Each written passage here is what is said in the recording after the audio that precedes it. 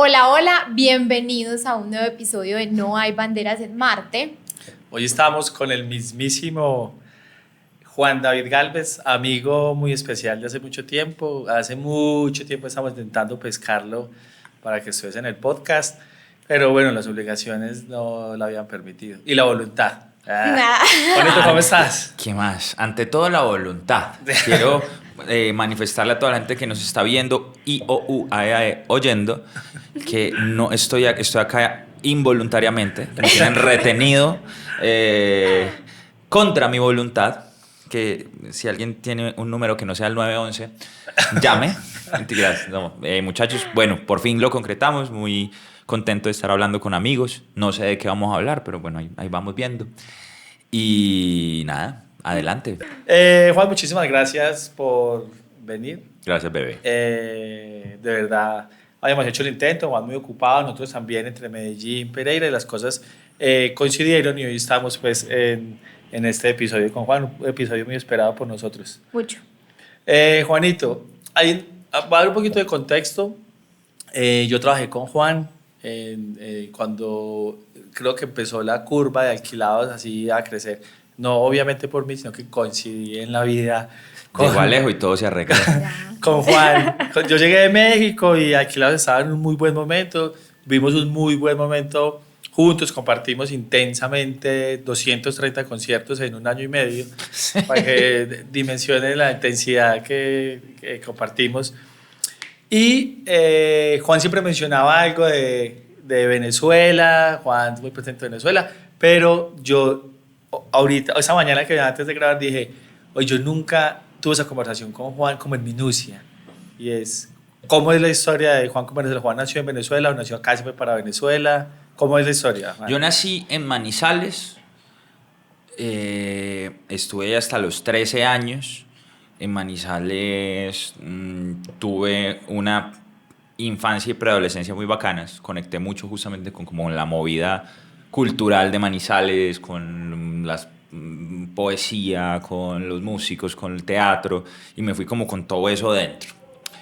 Y me fui para Venezuela en el 2000, de 99 a 2000, entré en el 2000, terminé el colegio allá.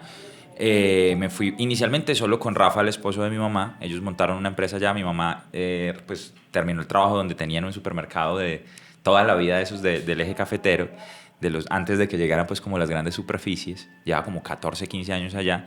Con la liquidación se compraron unas muestras de equipos avícolas. Ellos venden equipos avícolas, entonces se compraron como las muestras y un Twingo. Y Rafa en ese Twingo se recorría todo Venezuela, yendo a las granjas, granja por granja, pues a ofrecer los equipos. ¿Por qué? Pues porque vieron una oportunidad de negocio allá. Entonces nos fuimos inicialmente Rafa y yo. Primero se fue Rafa solo, después me fui yo con Rafa 4 o 5 meses, vivimos él y yo solos. Ahí es que yo aprendo a cocinar, porque si no, pues no se comía. Vivíamos en una habitación en una casa de familia los dos. Juan, perdón, ¿en qué parte de Venezuela? En Valencia. En Valencia. ¿Y cuántos años tenías en ese momento? Tenía 12, 13 años. Tenía 13 años y ahí ya a los 4 o 5 meses se va mi mamá con mis hermanitas, con Sofía que tenía 1 añito y Cami que tenía, si yo tenía 13, ella tenía 6, 7. Y ahí vivimos juntos hasta que yo me gradué del colegio, como 4 años. Y ya cuando llegó ese momento del colegio, yo me inscribí en la Central de Venezuela, es una muy buena universidad. Y me fue muy bien, porque a mí me fue muy bien. En la prueba estaba ya, me fue brutalmente bien, porque soy un poquito ñoño. Mucho. Pero resulta que ese año hubo un tema, ustedes saben que nuestro teniente coronel era bastante... Para ese momento ya estaba Chávez. Claro, yo llegué a mí me tocó justo el año de posesión de Chávez.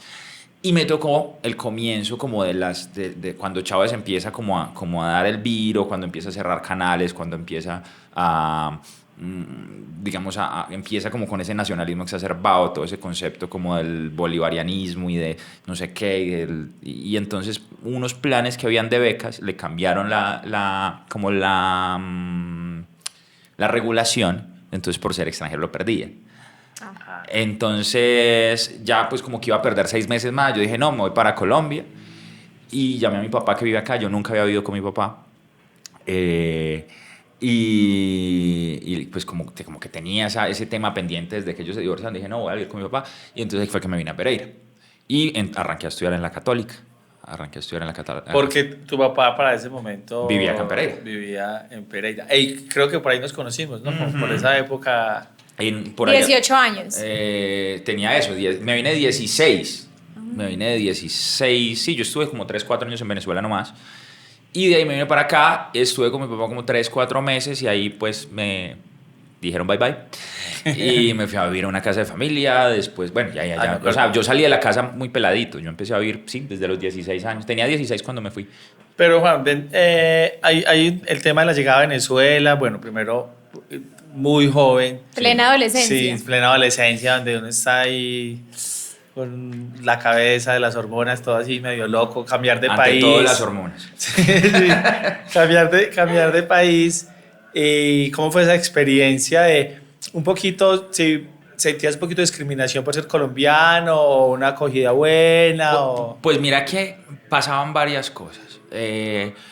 Hay un tema, y es que la primera migración que hubo hacia Venezuela de colombianos no fue una generación muy buena. Entonces, sí, la verdad es que hubo, entonces como que en el momento que nosotros llegamos, que fue eso, ¿hace cuánto? Apenas Chávez fue hace más de 20 años y apenas se estaba montando Chávez allá.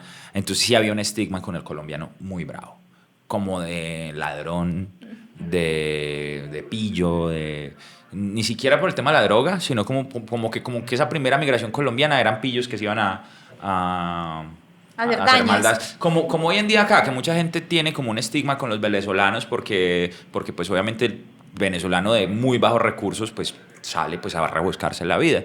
Y siento que eso era lo que pasaba con el colombiano de ese momento. Migraban o por la violencia o porque tenían problemas legales y tenían que escapar o porque simplemente las oportunidades en Colombia no estaban.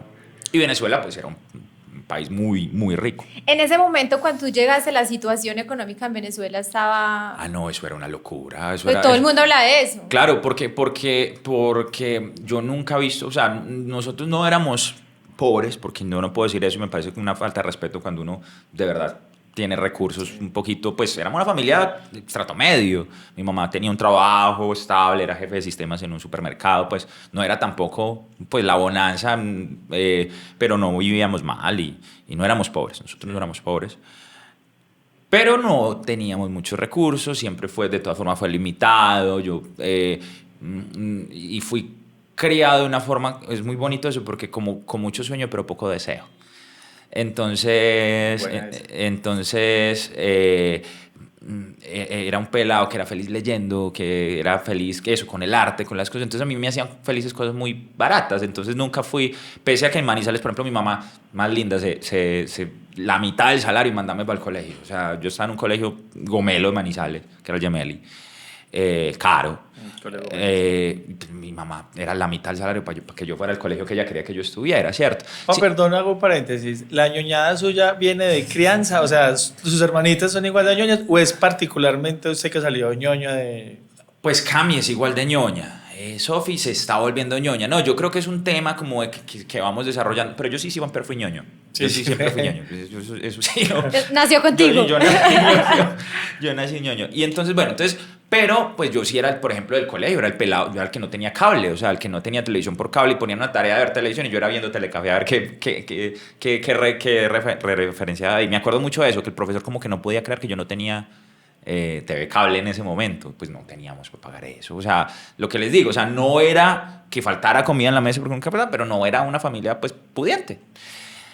Claro, entonces éramos de que íbamos, el parche de uno era irse, por ejemplo, el Parque Caldas, irse a comer la pizza con gaseosa que vale, digamos, a plata vendía 5.000 pesos y era un vasito y entonces de repente allá estaban los juegos. Ese era el parche de nosotros o pues eran cosas así. Cuando vamos a Venezuela, los centros comerciales de allá, además que yo salto de Manizales, que es una ciudad que imagínense tenía yo 13, ya cumplo 35 este año, o sea, hace 23 años, 22. Manizales de 22 años, que era el Parque Caldas y San Cancio. Perdón, Valencia es como decir Cali. Valencia es Cali, Puede ser Medellín, como Creo que por la esa onda. segunda, puede ser la segunda. La segunda, tercera no, la segunda es ciudad. Maracaibo. Sí, y esta. Puede ser la sí. tercera, cuarta, porque es una ciudad super grande me y es parece hermosa. linda. Sí. Y claro, en ese Buena momento onda. los centros comerciales gigantes, 3, 4, 5 centros comerciales que de verdad usted, cuando entonces entramos nosotros y ver la gente con las bolsadas de cosas comprando y uno pues, ellos que estaban pues tratando de sacar una empresa adelante, nosotros pues muy austeros, medidos. muy austeros, muy medidos. Andábamos en un Twingo toda una familia de 5, que era el mismo, que era el carro que iba a las granjas. O sea, la camioneta de nosotros era un Twingo. Muy amplio, muy amplio. No, el Twingo es muy amplio y un muy buen carro. Tengo muy lindos recuerdos de ese Twingo. Y, Sobre todo con el calor sin ventanas atrás, en el calor de Valencia. y ríase, pues, que claro, la bonanza. Por ejemplo, los clientes de ellos, pues el granjero o el avicultor más bien, al que ellos le apostaban era un avicultor de un perfil un poquito alto porque eran equipos automatizados y esa era la apuesta. Entonces, claro, cuando, por ejemplo, empezaron a tener los primeros clientes que nos invitaban, por ejemplo, a las fiestas de los hijos. Entonces, era una primera comunión y entonces usted era botellas de whisky en todas las mesas. No, yo nunca había visto una botella. Mis papás incluso ellos eran, marica, sello azul. Ay, yo no sabía si podía decir madrazo acá, pues ya fue. Claro que sí, no, esto es Todo, anarquía, todo. esto es anarquía. Parece sello azul, mire. 18 años, marica. y eso, y como esa bonanza tan exagerada y esas plata, pero una cosa impresionante. Entonces, pues yo sí puedo dar fe de que hay contraste, claro que sí. Y pues sí era muy impactante. En el colegio sí había un poquito, pues estaban como los dos extremos, o la discriminación como de, colombiano, ladrón, o la amabilidad por el sujeto exótico que sí. llega desde afuera, ¿no? Sí. Que eso para mí fue muy bacano porque en Manizales, en el Colegio Gomelo, usted es un niño que hace teatro, que escribe poesía, que no sé qué, entonces era la mala. Sí. Pero- Si no era futbolista y Exacto. Sí. entonces era un En raro. cambio, y entonces llegó allá a Venezuela y era el chino exótico que pilo, que habla diferente, que entonces y el fútbol no era tan fuerte allá, entonces no importaba si no jugaba fútbol. Entonces como que llegué a ser, mis amigos siempre estuvieron fuera del colegio, llegué a tener amigos en el colegio, o sea, eso no me había pasado, llegué a generar como una conexión allá que no encontraba acá porque acá era un paria, o sea, acá era el niño raro del colegio. Afuera tenía muchos amigos que hoy en día conservo incluso. Entonces esa fue como la experiencia de la llegada, las dos perspectivas. Y para mis papás, por ejemplo, muy duro ganarse la confianza por la fama que tenían de timadores los colombianos. Hacer negocios. Exactamente, hacer negocios en medio de esos prejuicios y negocios pues que eran millonarios. Montar un galpón de pollos pues es costoso y los equipos son costosos. Entonces esa fue un poquito la experiencia cuando llegamos, como ese contraste. Yo pienso que lo más duro es las soledades que se viven, ¿no? Y ustedes como migrantes, mientras uno como que se relaciona, mientras uno gana gente, mientras uno es como esa sensación de soledad tan grande, ¿no? Inclusive en familia.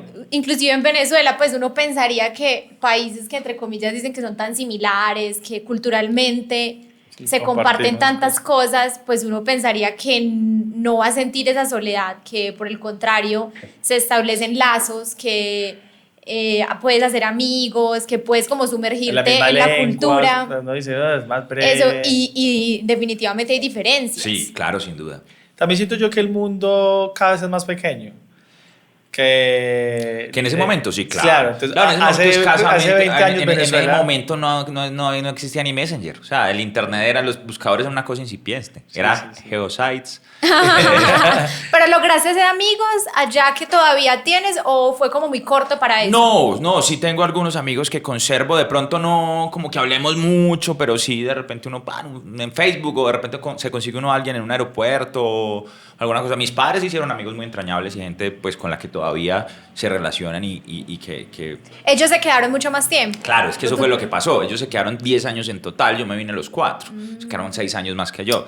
Entonces la experiencia mía desde muy pequeño siempre ha sido como muy de desapego y de desarraigo. Porque cuando inicialmente yo me voy con Rafa, esos pues 4 meses a los 13 años, usted lejos de la mamá, es un montón. Y después a los 16, y me sacan de la casa de mi papá a los 16. Y claro, me voy para donde doña Mercedes, acá en Pereira, que es una casa, una señora que rentaba habitaciones, que se volvió una segunda mamá.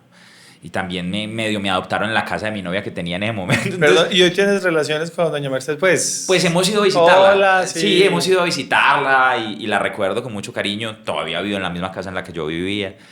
Y pues no es como que hablemos mucho, pero sí un par de veces como que me he pasado por la casa de ella. Fui por lo menos a que mi esposa la conociera y eso. Sí. Juan, ¿y la música en ese momento en Venezuela, de Manizales venías con un tema musical? Yo con el arte sí hay una sensibilidad, pero con la música empieza en Venezuela o en la vuelta ya otra vez. No, la música empieza en Manizales de una manera muy incipiente, como una clasecita de guitarra por acá, una cantadita con amigos por acá, las tertulias dentro del contexto cultural en el que me movía.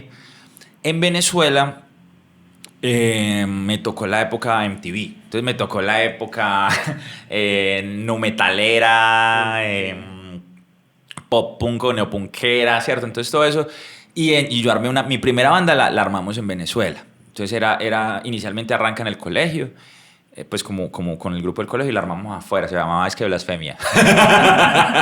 y hacíamos como covers, como rap metaludos. Sí. Como pues Korn, como Rage Against the Machine. Eso, Rage, Korn, Papa Roach. Sí. Pero también le metíamos uno que otro neopunk o punk rock. Entonces Offspring, Green Day, sí, la época Blink, sí, pura MTV. Y ahí empezamos y tocábamos en eventos del colegio y eventos pues por ahí de la ciudad. Y yo me acuerdo que yo empecé a trabajar en unas vacaciones para grabar, porque me había dado por escribir canciones que eran terribles. Y entonces trabajaba en la bodega de mis papás cuando ya tenían pues su bodega y eso. Entonces yo trabajaba con los obreros y yo me iba para las granjas a montar galpones, a bolear taladro, a armar por ejemplo, armaba los computadores que se usaban para controlar las granjas. Con eso me hice una platica y puse el 80% del primer disco de esa banda. Y me echaron a los 4 meses de la banda. Sí. Es que el bajista, muy talentoso, era de esos músicos que el ego les puede, son muy prepotentes. Entonces me acuerdo y me echó feo, me echó como que no, tenemos que hablar, bueno, nada, mira, va a entrar él, o sea, tenían toda la vuelta cuadrada, va a entrar él y tú ya no vas a seguir. Pero ¿cómo así? Sí, no. Entonces mi mamá como que se la olía y me había preparado psicológicamente y me dijo, no, eso va a pasar, pero no te preocupes, porque me dolía, María, yo había pagado un disco, yo había ayudado a formar la banda, pues uno le mete esfuerzo, ¿no? Y no, es que tú no tienes talento. Y entonces entonces mi mamá me dijo, me preparó y dijo, cuando te digan algo, dile que se ven en la cima. Y entonces yo le dije, no, fresco, nos vemos en la cima, lo que me dijo mi mamá. Y la respuesta del man, sí, pero usted como actor o algo, pues usted en la música no va a lograr nada. Se los juro. Eso a mí, me marcó. Eso, hasta hace muy poquitos años como que logré soltar eso. ¿Eso fue acá en Colombia? No, eso fue en Venezuela. Venezuela con los... En Venezuela, y me sacó de la banda así. Carlos se llama el man, el bajista. Juanito, bueno, esa fue la experiencia en Venezuela. ¿Seguiste o como hubo otro proyecto en Venezuela después de...? No, después como que tú zapoteé banditas, pero nada contundente. Con esas sí estuve, sí grabé, sí toqué. Las otras eran banditas con las que llegué a ir a ensayar, pero nunca ni tocamos ni nada. Pero de ahí me quedó el germen. Y ya después de salir de la banda me quedó el germen del reggae. Esa banda era no metalera. También en Venezuela para ese momento había una onda reggae, ska. Venezuela era brutal. Quinchango, Mata, Rica, Bala Perdida. No, había una cantidad de bandas de Venezuela. Pues Desorden era una locura. Sí. Estaba el momento cuando Gondwana todavía estaba con Quique Neira, que se metió durísimo en Venezuela. Pericos, que todavía estaba con Bayano. A mí me tocó desde Cero, que fue el último disco que los Pericos grabaron con Bayano, me tocó todavía viviendo en Venezuela.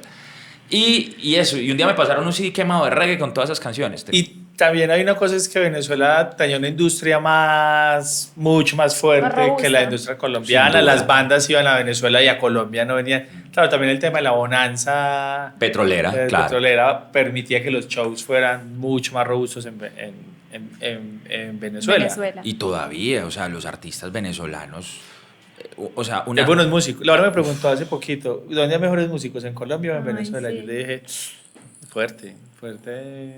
es difícil, Fuerte es difícil comprometerse a responder eso, pero sí pienso, lo voy a responder de manera diferente. Es un artista emergente venezolano, lo pones al lado de un artista emergente colombiano y el artista venezolano va a ser mucho más completo.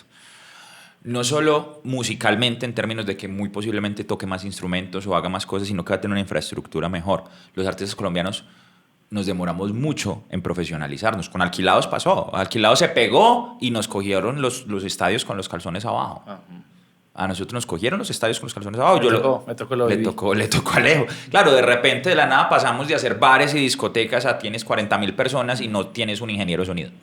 No sabes, nunca has usado unos in-ears. No tienes visuales.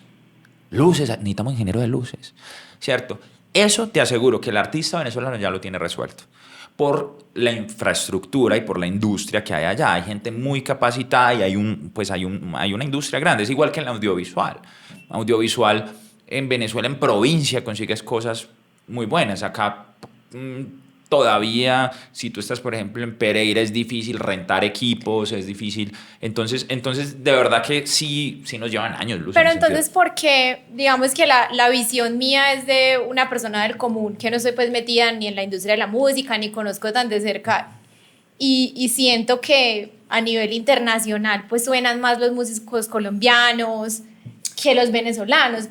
¿Qué pasa ahí entonces? Bueno, una entonces? hipótesis, seguro Juan va a tener la respuesta más contundente. Es el momento, creo que a Venezuela obviamente hoy... Dale un año. Exactamente. Colombia tiene pues hoy como la posibilidad del reggaetón, hubo un combo que lo ha sabido hacer y la industria ha ido creciendo y Venezuela en un momento muy difícil. Venezuela, lo que pasa es que recuerda que son 20 años de un gobierno que empobreció mucho a la gente. Entonces se volvió muy implosivo todo, como el bolívar era tan barato y entonces era muy difícil para el artista venezolano salir. Entonces pues compraban, trabajaban, y hay artistas que son gigantes que no salían.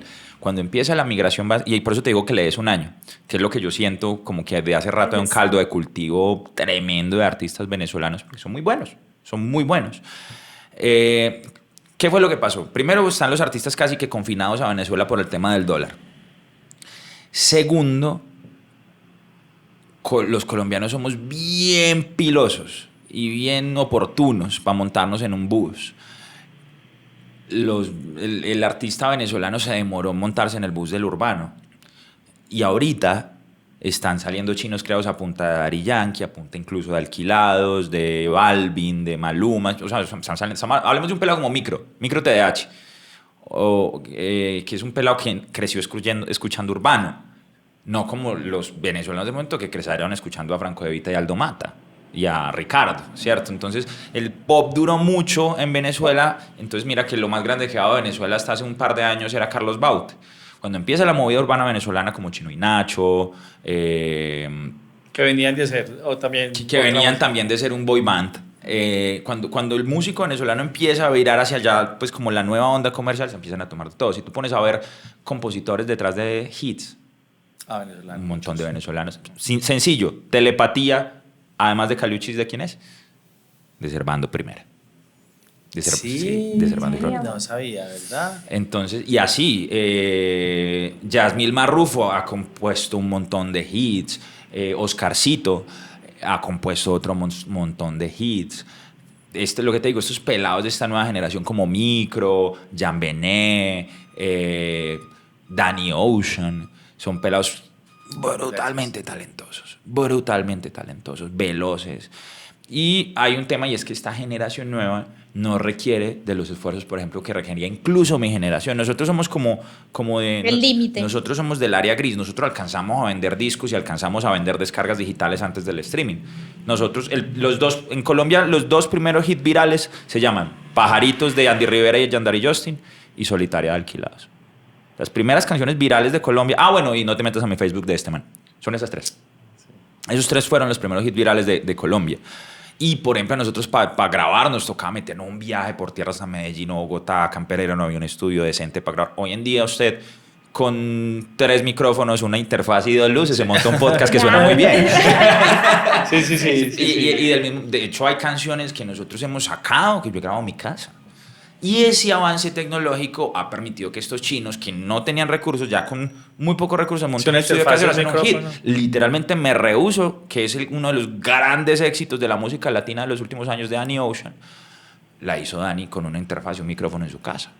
No, pues nada más la historia de Rosalía con el Michael que se ha hecho. Ese es. Y violento, disculpe que sea, hermano. Sí. Juanito, bueno, la llegada a Colombia después de también adolescencia, principios de la adolescencia en Venezuela, volver ya a los 16 y, parce, los amigos, no llegaste a tu ciudad natal, que era Manizales, sino a hacer amigos, perdido como el contexto cultural de la onda que estaba pasando en Pereira. También venir de un país que está en bonanza, encontrarse de pronto con una Colombia más guerreada. Pues igual es que a mí no me tocó la bonanza a mi familia. Ellos la pegaron cuando yo me vine, entonces digamos que venía como acostumbrado a esa modestia. No, a mí cuando llegué hice amigos fácil. La universidad es muy bacana porque es que en la universidad usted mapea y usted de repente ve un huevón con una guitarra y usted se la rima y canta y tran. Y lo que pasó fue que, digamos, en el área audiovisual, pues yo entré a estudiar comunicación en la Católica y pues loco llama loco, ¿no? Entonces el amigo que le gusta el cine y entonces uno va y arma, hay un cine club, vamos. Que vayan, que la película está en el Borges, que es el Borges. Entonces uno va y conoció el Borges y ya consiguió otros amigos que les gusta el cine. Y en la música usted vio al huevón que está con la guitarra o se metió a la clase de música de la electiva de primer semestre y ahí conoció el resto de la banda. De hecho, así empezó Alquilados. Esa historia es buena. Alquilados, imagínate que en primer semestre usted tiene que, en la Católica en ese momento, no sé si todavía, usted tenía que escoger o una actividad deportiva o una actividad cultural como electiva de los viernes. Parte del programa de desarrollo humano de la universidad. Y pues la historia es que si yo fuera bueno para el fútbol o para algún deporte, Alquilados no existiría, porque yo elegí música, que era pues como lo que más veía, porque como que no conecté con el profesor de teatro que había en ese momento. Si no hubiera, o sea, exacto, si el profe me hubiera como llamado la atención o hubiera conectado, muy seguramente tampoco existiría Alquilado. Seguramente Padres e Hijos hubiera sido un final. Muy seguramente estaríamos hablando de Tu Voz Estéreo en este momento. Y bueno, y entré a la clase de música y el profe era Lucho. Entonces Lucho era un pelado recién salido de la tecnológica que daba clases en la Católica y en un colegio. Ese semestre yo conozco a Gufo, Juangui, que es mi pana de toda la universidad y de toda la vida, y con Juanes, que era otro parcero que estaba ahí, que hoy en día vive en Costa Rica, nos armamos un primer intento de banda, porque yo siempre quería armar bandas y siempre quería hacer algo, y porque además Gufo era muy talentoso. Y es muy talentoso. Sí, no ha perdido el talento. Y nos montamos pues como una primera versión de la banda y llamamos a Lucho para que viera y él fue y él como que se le prendió el foco y dijo, marica, yo me armo una banda y puedo ganarme unas horas extras.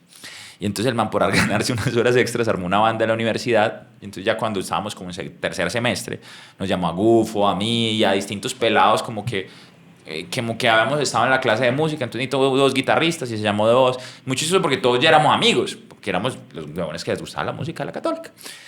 Y armamos esa banda que se llamaba Se Arrienda, que tocamos en rifas, juegos y espectáculos de la Católica y en cuanto a oportunidad hoy era en... A mí me tocó la época de Se Arrienda, claro, de festivales. Se Arrienda buscaba festivales, no, claro, uno buscando escenarios o creándolos también, nos toteamos también inventándonos un festival Alejo y nosotros. Sí.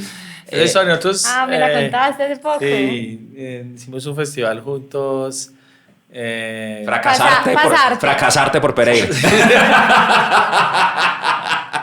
Sí, fue. Ahorita estuvimos reviviendo todos esos momentos con porque el con jamming. la cancelada del jamming y luego me empezó a Leo contar todas las historias de pasarte. Pero no, el festival se hizo. No como estaba planeado inicialmente. 10 veces más pequeño, pero se hizo. Ay, eso fue terrible. Un montón de pelados que no tienen ni para la cerveza del viernes endeudados en millones de pesos. Millones de pesos cruel. Y con pura buena intención, porque además ese festival no nos iba a lucrar a nosotros, O sea, eso nunca fue pensado como para que quede plata, como si es un jamming, por ejemplo. Sí, que es un negocio, pues para esa época. Y nosotros éramos un montón de gente apasionada por la música que no encontraba escenarios y decidió agarrar un machete, Abrir camino y y crear esos escenarios porque estábamos mamados de que nos pagaran 300.000 pesos en un bar para llevando el sonido. Y una cosa brutal fue que el festival se canceló casi como el jamming, pues, o sea, montado. Sí. O sea, en realidad faltó voluntad política de alguien que no Hubo quiso una persona firmar. que no dio una firma y puso zancadilla y sin esa firma no había había el festival. permiso de la policía, por ende no podíamos correr el festival. Un día antes de O sea, el jamming. Sí y no, porque nosotros los pagos se habían hecho, el sonido estaba montado, estaba todo listo, pero ese permiso no estaba. Pecamos también por desconocimiento, porque eso se hubiera podido gestionar con más tiempo y tal vez haber logrado... pues, y eso es lo otro, que no teníamos ni una sola palanca política, no, todo fue a pulso, todo fue arañado, todos los recursos fueron... También para esa época, hace no sé cuánto fue eso, Juan. Eso fue 2005. 17 años. Pues quién le iba a creer también a, pues no sé, Sí, claro, 2005 yo tenía 20 años, al hijo Taylor tenía 25, otros tenían 19, pues un montón y músicos y estudiantes y de todas formas nos armamos un festival sote. Sí. Y eso fue muy bonito porque eso sí revolucionó mucho la ciudad porque fue el primer festival como marica, afiches, convocatoria, audición. ¿Dónde fue? Inicialmente iba a ser en el Parque del Café, que allá fue el problema, yo lo voy a decir sin problema, Alejo es prudente, yo no. Fue la directora del Parque del Café en ese momento que no quería, literalmente dijo, no sé, esto se va a llenar de marihuaneros. Y no quiso dar una firma que estaba pidiendo el comandante de policía, el comandante no nos dio su firma, entonces el secretario de gobierno no nos pudo dar el permiso. O sea, literalmente fue la señora que en ese momento era directora del Parque del Café que nos puso zancadilla. A raíz de eso, hicimos un documental también que se llama Desconciertos, que hubo como 2 festivales fallidos ahí, que fue y luego Armenia Rock, Ajá. que terminó en vuelo de piedra, y ese fue peor, pues. Sí, es que Pasarte por lo menos se hizo, o sea, Pasarte lo que hicimos fue ejecutarlo finalmente en la villa, al lado del obelisco. Más chiqui. Más pequeñito, una tarima más pequeña. Igual fue gente. No, estuvo bueno. Estuvo bueno, pues. Y era muy loco porque era ver cooperación de muchas esferas. Y eso me parece una chimba. Y lo que más chimba me parece y justo hoy hablamos con Alejo cuando veníamos caminando ahorita hacia el set. Que, por ejemplo, a los alquilados nos llevan en la buena, pese a pues, los músicos de la ciudad, pese pues, a ser como tan distantes en género y nosotros ser tan comerciales. Y, sabiendo pues que es como que hay tantos radicales. No, claro, ese festival había bandas de black metal, había bandas de pues, nosotros que éramos requete comerciales, estaba Sativa, que era reggae, estaba Lieto, que era una banda como toda... era un pop pero muy alterno. Creo que teníamos a Elliot's Happiest Days también, estaba La Iguana en su momento, estaba los headliners, me acuerdo que inicialmente eran Koji Kauto un día y Gato Blanco, que estaba en un muy buen momento el otro día. O sea, mira que muy diverso, empacado en 2 días, porque eran 2 días. Pero de todas las esferas, reggae, ska, punk, neopunk, había bandas de hardcore. O sea, un festival tan ecléctico tampoco se había visto. Es más, yo creo que así de ecléctico sí no se había visto en el país. Y hay una cosa que hay que agradecerle a ese tipo de iniciativas, y es como que no era como un festival eso radical de metal excluyente o de punk o de no sé qué, sino de un resto de gente que quería hacer música. Gente queriendo tocar. Sí, gente queriendo tocar con un buen sonido, gente queriendo tocar con un buen escenario, gente queriendo tocar con público, marica. Es que éramos bandas que jalábamos gente y éramos por bandas locales. Se Arrienda era chiquitica y Se Arrienda llenaba bar en Cuba, Se Arrienda bar que se llenaba. Pues cuando hacíamos... ¿En qué momento, Juan, deciden cambiarle el nombre? En el 2011, cuando empezamos a trabajar con Edgardo, Edgardo es un promotor, voy a dar contexto, es un promotor del eje cafetero de toda la vida, que ha movido la música de todo el mundo. Un saludo para el Bochita. Yo iba a decir Edgardo es Bocha, ¿cierto? Sí, Bocha es un man que lo conocimos porque yo le dirigí un video a Franci y él era muy amigo del manager de Franci. Y ahí pues se enteró y muestra a ver ustedes qué tienen y nos ayudó como a mover las canciones y ir a tocarle a la gente en la radio para ver si nos abría espacios y nosotros hicimos de todo, cuanto concurso de la Mega, vamos al concurso de la Mega, concurso de shock, como todo escenario que uno pudiera encontrar como para hacer visible la banda. Hay que tener MySpace, hay que tener lo que fuera. Y por allá en el 2010, pre-2011, empezamos como todo el proceso de, bueno, vamos a darle este proyecto con cara, vamos a hacer videos, vamos a hacer un proyecto de verdad, una empresa, vamos a hacer un emprendimiento musical. Cuando tú ya le metes el ojo comercial al asunto, entonces tú tienes que pensar, bueno, lo primero, necesito una página web, necesito Twitter, encuentre Se Arrienda Libre. Claro, tú ponías en Google Se Arrienda y te salían casas, apartamentos.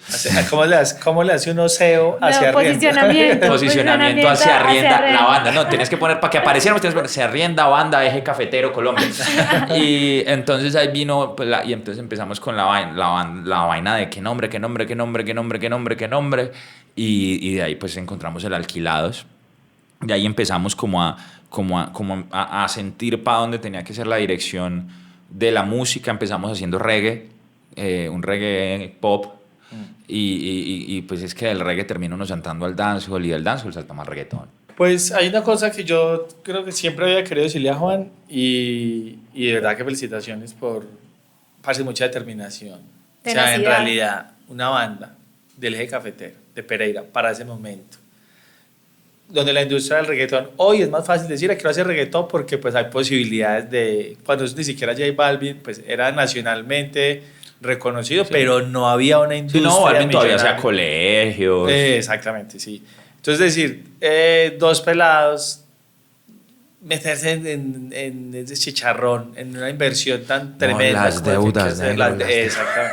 Entonces, en serio que... Parce, yo siento que mucha gente podrá decir, que obviamente con el tema del rock y eso, que tantos radicalismos pendejos y nada, que y yo sí siento eso no es música. Eso no es.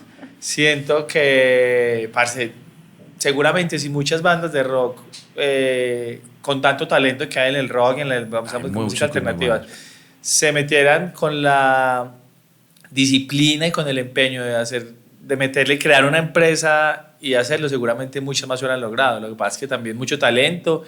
El problema es que a veces hay mucho talento y mucho ego, ¿no? Entonces con el ego viene un concepto que me parece muy, muy tenaz y es esa noción de merecimiento. Y por más talento que usted tenga, usted no se merece nada. Así de gente talentosa hay en el mundo. Usted no se merece nada. Así de sencillo. Ni como músico, ni como actor, ni como... Entonces... Pero el ego dice, como yo soy tan bueno, ¿por qué este huevón que no afina tan bien como yo, que no canta tan bien como yo, que no es capaz de hacer los solos que yo hago, está pegado y yo no, porque a él sí le paran bolas? Pero cuando usted tiene que generar, o sea, hacer las cosas para que eso suceda, no lo hace. Hoy en día me pasa mucho que me hacen la pregunta, obvio, cuando uno tiene 10 años de carrera y ha pasado cosas tan buenas como las que han pasado Alquilados, entonces la gente, bueno, ¿cuál sería tu consejo para los artistas de esta nueva generación? Y Entonces yo siempre bromeo que digo, lo primero es que no lo intenten, porque hay mucha competencia. Pero después siempre mi respuesta sería la siguiente, y es que tomen las riendas de su carrera. ¿Qué pasa? Nosotros nos han enseñado a aplazarnos, ¿sí? Entonces el aplazarnos es... no, es que en su momento, ¿no? Cuando llegue una disquera, o cuando, es que cuando me llegue un manager, y coges eso, y a veces hay personas con esa actitud que les llega la oportunidad, y esos son las divas, ¿no? Y divos, que el mundo les debe, ¿no? El mundo les debe todo, porque ellos son súper dotados, entonces el mundo les debe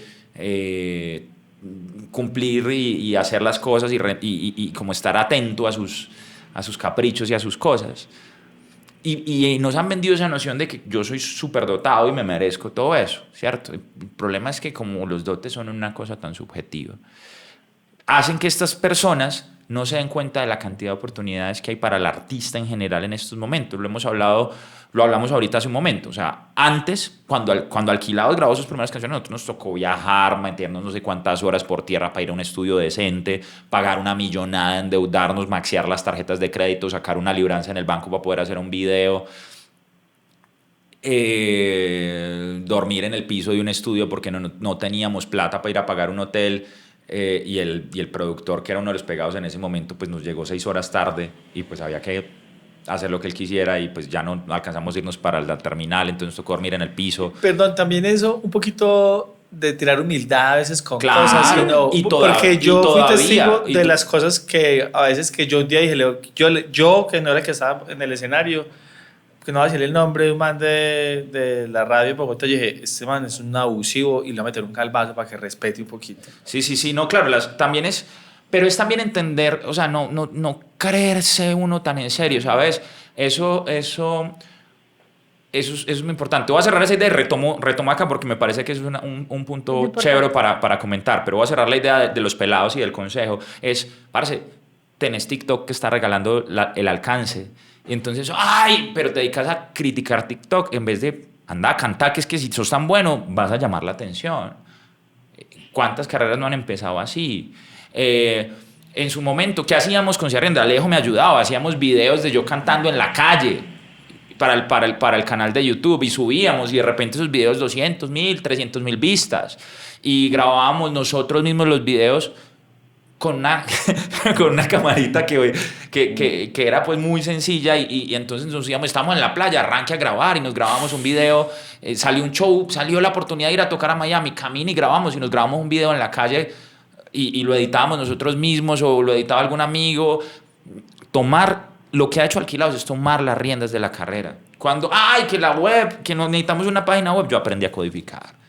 Hacer. Sí, es que ese es el consejo. El consejo es haga, no se aplace ni espere que otro haga lo que usted necesita.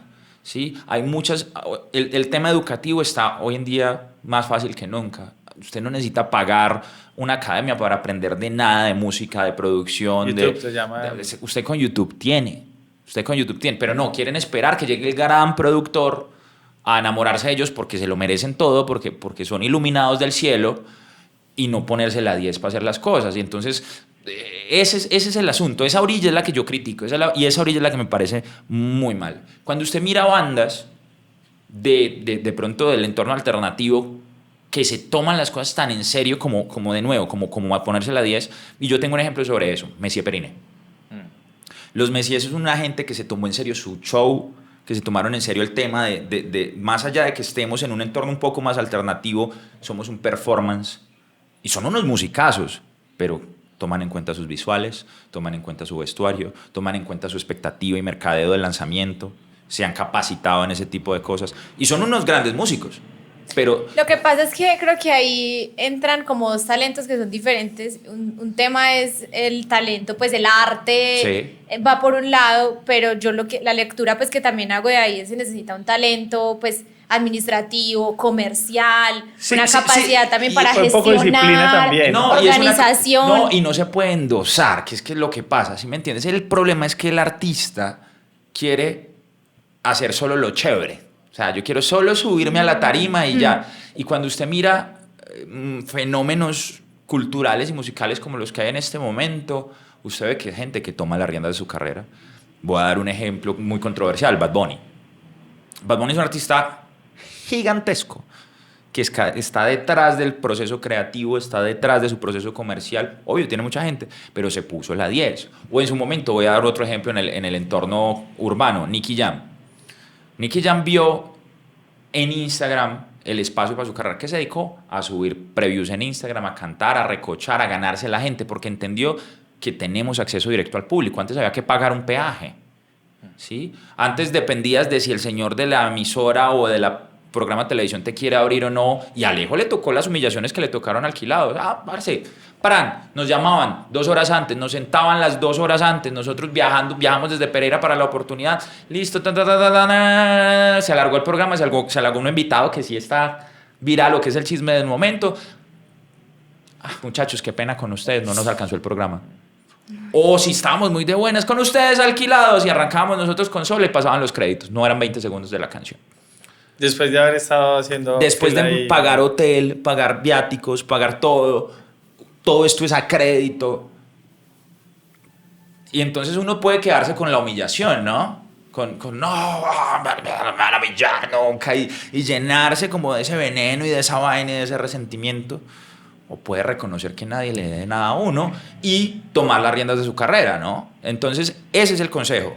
Ese es el consejo. Asúmase y reconózcase como el único responsable de lo que va a pasar. Sabes que Alejo y yo hablamos mucho de eso y es, él dice que yo defiendo mucho la academia y literalmente no es así. O sea, yo reconozco que hay unas fallas metodológicas muy grandes, pero siempre le digo mucho que algo que yo sí rescato de la academia es que nos enseña a aceptar que hay muchas cosas que debemos hacer así no nos gusten. Sí.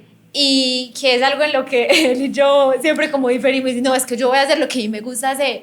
Igual, Alejo, pero es que así no funciona la vida. Y creo que conecta un poco con lo que dice Juan y es, sí, pues eres artista, te gusta cantar, pero pues para que esto funcione hay que hacer mucho más. Sí. No, yo de Juan y de Lucho, de verdad que mucha tenacidad, porque yo lo viví con ellos y sabí, pues sí, obviamente el trabajo mío era diferente, pues, pero igual subirse a un escenario, a dar la cara a no sé cuántas miles de personas, después de haberse metido 6 conciertos el día anterior, pues, los 2 días anteriores, de haber metido por carretera no sé cuántas horas, ya al final si algo salía mal, pues, ay, no, pues horrible pues el sentimiento, porque, no sé, el sonido no estuvo bueno, lo que sea, pero el que estaba dando la cara era Juan, con ese cansancio tan bravo, Es un agotamiento, era brutal, y a veces la gente, obviamente, desde el otro lado, es que les tocó muy breve, esos maricas, pues claro, es que esa música. Y no sé cuántos estarían dispuestos a meterse esa pela. Me ha encantado porque nosotros, hoy día y durante nuestra carrera, hemos dado con músicos muy buenos. Y músicos que vienen de otras esferas. Y me encanta porque se montan en alquilados, que se supone que es súper fácil, y son pariendo micos las primeras semanas. Sí. Porque a veces desde afuera se ve más elemental de lo que es. Sí, a veces, sí, eso es tupa. Venga, toca el tupa.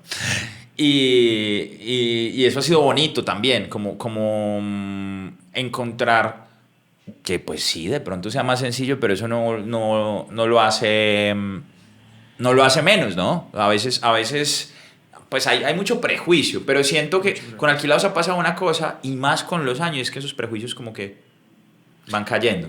Yo siento lo mismo, yo siento que con los años la gente, sobre todo los músicos, han ido entendiendo. Y también siento que para una ciudad como Pereira, seguramente pues para Medellín proporcionalmente, pues siento que la industria del reggaetón, que es algo que hay que agradecerle mucho, es como gracias a eso muchos músicos de la ciudad también se han podido dar el lujo de estar en grandes escenarios, de hacer la escuela. Sí. Muchos técnicos también, como yo, como Ayala, bueno, como los que han trabajado, sí, claro. Pues como todo el combo, es en realidad viajar a escenarios robustos, sí, a enfrentarse, claro, con escenarios de verdad, con montajes brutales. Y la industria audiovisual también, claro, ha salido muy favorecida. Claro. No. Las industrias culturales en Colombia le deben mucho al reggaetón.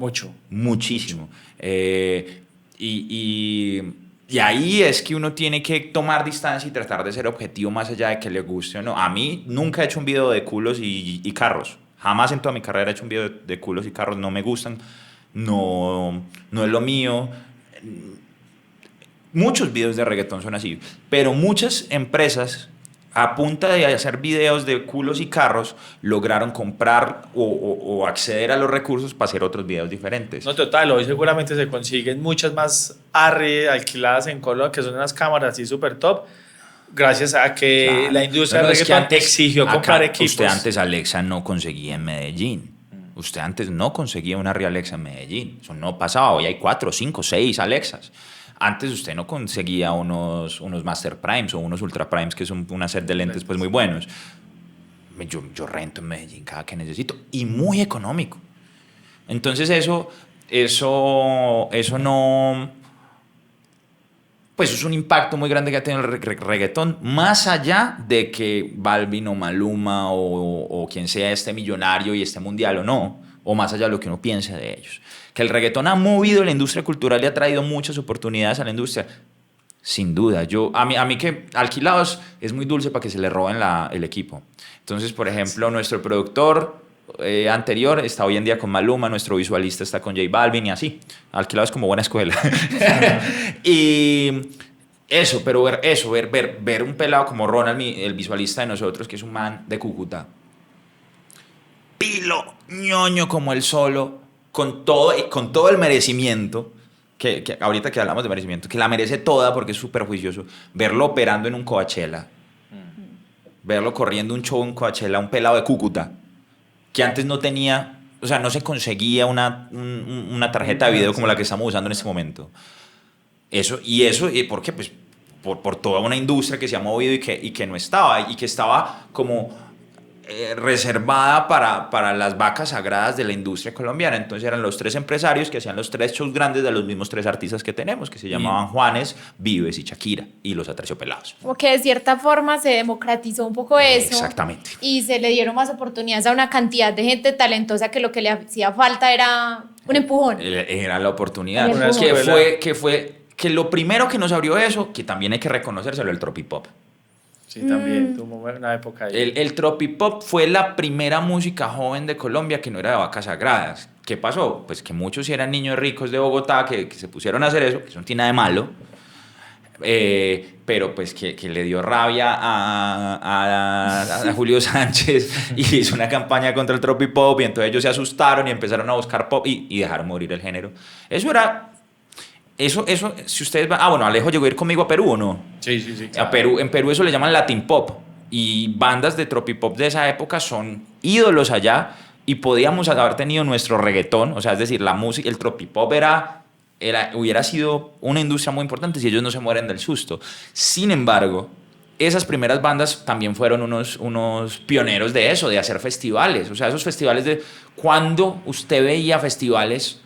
como por ejemplo, acuérdate el Coca-Cola que hicieron acá, sí, que eran puras bandas de tropi y cerraban Juanes y Julieta Venegas. Cuando bandas nacionales, aparte de 2 artistas grandes, te fuleaban en un estadio.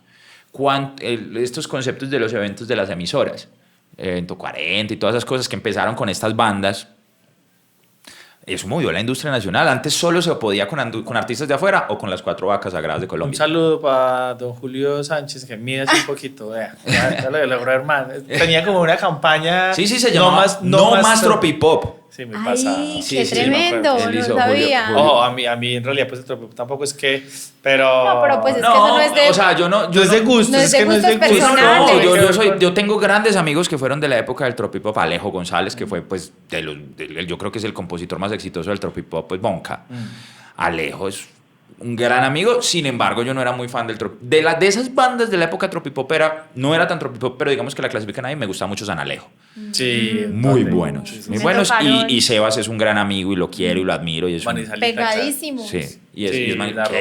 Los San Alejo era una cosa monstruosa. Juan, ¿por qué? Pues yo siempre he tenido como esa duda, y es ¿cuál fue como ese clic con Colombia? Pues el reggaetón, ¿por qué logró lo que ha logrado en Colombia? Porque en otro país, ahorita hablamos que Venezuela tenía una industria, una infraestructura, pero pues igual en más países, en Latinoamérica. Y una comparación ahí con la salsa. Pues no sé si la encuentras, pero... ¿Qué fue lo que pasó acá en Colombia? Lo de la analogía de la salsa es muy bueno.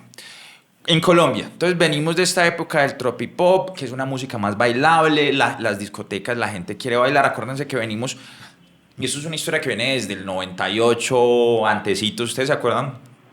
Inicialmente Big Boy, Mis ojos lloran por ti. Quisiera volver a quererte, volver a tenerte cerca de mí. Después llega el Chombo y coge este reggae bailable jamaiquino y se lo trae para Latinoamérica, y coge a Aldo Ranks, todos estos raperos y saca este tema de Cuentos de la Cripta. Panameños. Sí, panameños. Y acuérdense que esto es una música que se baila blugineando. Sí, esa música apela. Me fui muy atrás, pero pues voy a responder la pregunta lo más completa que pueda. Cuando esta música se empieza a pegar en Panamá y en Puerto Rico y todo esto, yo pienso que es que apela a una sexualidad muy juvenil, que es el rock and roll. Por eso yo digo que el reggaetón es el nuevo rock and roll. Ahorita gritó, yo estaba como medio mal parqueado Y dije, no, nos cruzamos como por donde Nos no cruzamos vivía. mal cruzados. Entonces dije, uy, qué pena. Y me dijo, el reggaetón es el nuevo punk. Porque está pasando con un ¿Por qué reggaetonero. está El punk no murió, el punk no volvió, se volvió Bad Bunny. Entonces, pero claro, miren que el rock and roll en su momento apelaba como una sexualidad muy explícita de los... A mí me da mucha risa porque las letras de hoy en día, mire las letras de esa época. Entonces yo siento que, y además que apela, el reggaetón es muy latino, es por eso, el latino es muy sexual, el latino es muy pasional, entonces cuando es una música tan sexosa que mueve esa, entonces pues se volvió un fenómeno juvenil. Ese es el primer momento, ¿cierto? Que bueno, entonces estamos con el tropipop, no sé qué, y nos llega el reggaetón boricua por allá en el 2003, llegó acá más o menos con Yankee, con Héctor y Tito, lo primero de Nicky Jam, el momento glorioso de B.B. Queen. Tu generación, Laura. Sí, claro. Claro, a ti te tuvo que haber tocado eso en el zaguán de las guitarras en Pereira. Todo. Me tocó reggaetón sin cédula. Imagínate. Es Ática, ¿cierto? Esa discoteca de acá. Y ese fenómeno que pasó en Pereira pasó en todo Colombia. Es una música que apela a la sexualidad juvenil y que mueve. O sea, como así, es que usted bailando reggaetón levantaba, ¿sí o no? Entonces, ¿qué pasa? Eso mueve esos entornos. Los boricuas, muchos no pegaban allá, porque es una industria jodida y porque de todas formas el reggaetón empezó a mover plata fue años después, o pues unos despegaron y los otros se quedaron muy atrás, entonces despegaron Wisin y Yandel, que fueron una cosa monstruosa, despegó Yankee, despegó Don Omar, pero muchos se quedaron por fuera. Pero la música sí llegó a Colombia porque acá pegaba todo, entonces ellos empezaron a venir y les pagaban más acá que en Puerto Rico. Pues me acuerdo, ¿cómo se llamaba uno que decía como groserías? Luigi 21 Plus. Que acá era como... llenaba discotecas y en Puerto Rico... No lo conocían. No sabían quién era. O no era tan representativo y no podía cobrar lo mismo que acá. Pasó con Ñejo y Dálmata. Pues Dálmata tuvo un hit internacional muy grande que fue Pasarela. O sea, sí lo conocen. O sea, no estoy diciendo que no, pero digamos que sí. Y cualquiera de ellos, incluso Nicky Jam, te lo va a reconocer. Y es que Colombia fue una mejor plaza para ellos. Colombia le abrió las puertas a ellos. ¿Qué pasó? Que estos pelados que tendrían que estar haciendo tropipop, pues ya no existe el tropipop se murió, el tropipop no pega. Algún pelado de Medellín dijo... creció, o sea, llevaba 5 o 6 años oyendo a Daddy Yankee, oyendo a Héctor y Tito, oyendo el Chombo, y empezaron a sacar, y empezaron los de acá a hacer su propio reggaetón dentro de su propia ciudad, ¿cierto? Entonces Medellín, ellos empiezan, y las emisoras de la ciudad empiezan a pararles bolas. Entonces Rumba con Semáforo, HZ, todo este combo de gente le empieza a parar bolas al reggaetón de la ciudad, aunque sea para llevarlos a sus eventos de la emisora.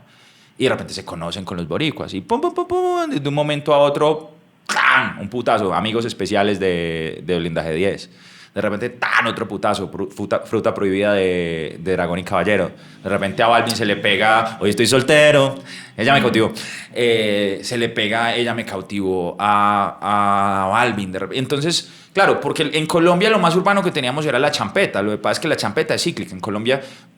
yo pienso que falta aprovechar esa industria champetera que está muy encerrada en la costa, porque solo cuando se estalla una champeta grande allá, se va a todo el país. Pero allá hay mucho palo local y son artistas que trabajan allá en la costa que de pronto hasta que no se estalla mucho. Ahorita hay 2 champetas pegadas, una es el Avioncito y la otra es Catalina.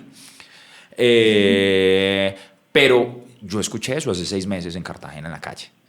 Entonces, digamos que de pronto, si la gente de la costa tuviera un poquito más la visión que tuvo la gente de Medellín, la champeta puede ser una industria más grande. Y eso que está creciendo mucho, ya se escucha champeta fuera de Colombia. ¿Gracias a qué? Lo que vamos ahorita, las plataformas. Entonces TikTok ayudó a que ahorita yo estaba en Ecuador y challenge de TikTok de Catalina, y muy bacano ver eso. Pero entonces eso fue lo siguiente que pasó. Se empezó a crear una industria local y se empezó a crear una necesidad local, porque entonces ya estos artistas internacionales están tan caros que a mí no me da para traerlo, pero tengo un man que se llama J Balvin, que me cobra 5 millones de pesos y me llena la discoteca, y después tengo un man que se llama, obviamente ya Balvin no cobra 5 millones, tranquilos, no lo llamen que no va a venir por eso, Raycon, Yandar y Justin, Alquilados, que somos artistas, claro, Dálmata, que había colaborado con nosotros en solitaria, cobraba muchísimo más que nosotros. Me acuerdo que para esa época Nicky Jam cobraba 3 millones. No me acuerdo, atentico. Alquilados estaba cobrando, no sé, para ese momento. No sé si puedo decirlo. Dígalo. No sé, 30 millones de pesos hace hace mucho, y Nicky cobraba 3,5 millones por discoteca. Y no sé, lo de Nicky fue. Lo de Nicky empezó y... con una canción que se llama ¿Piensas en él? Ah, no, Piensa en mí. Tú estás con. No sé.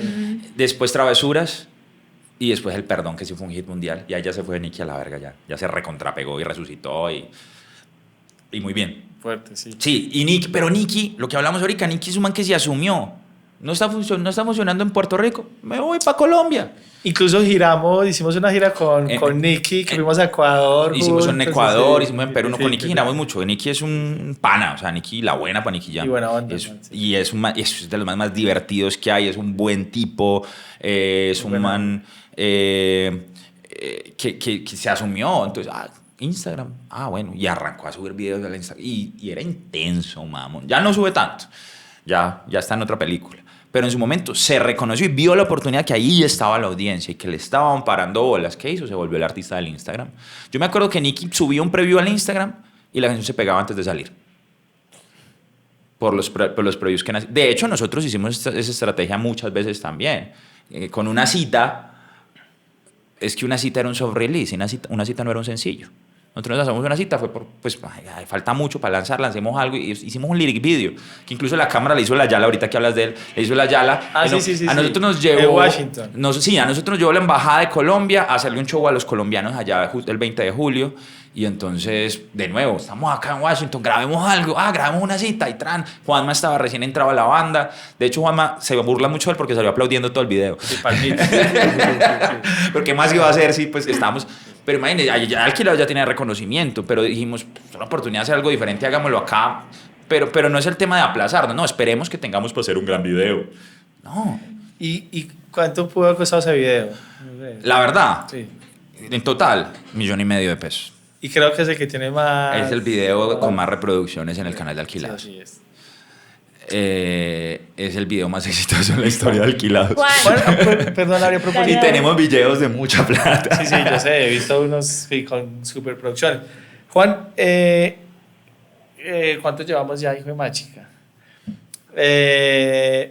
¿Cómo es el tema de viajar? Hace poquito tuvimos una invitada que viaja mucho también con música y bueno, yo también saco un poquito de experiencias.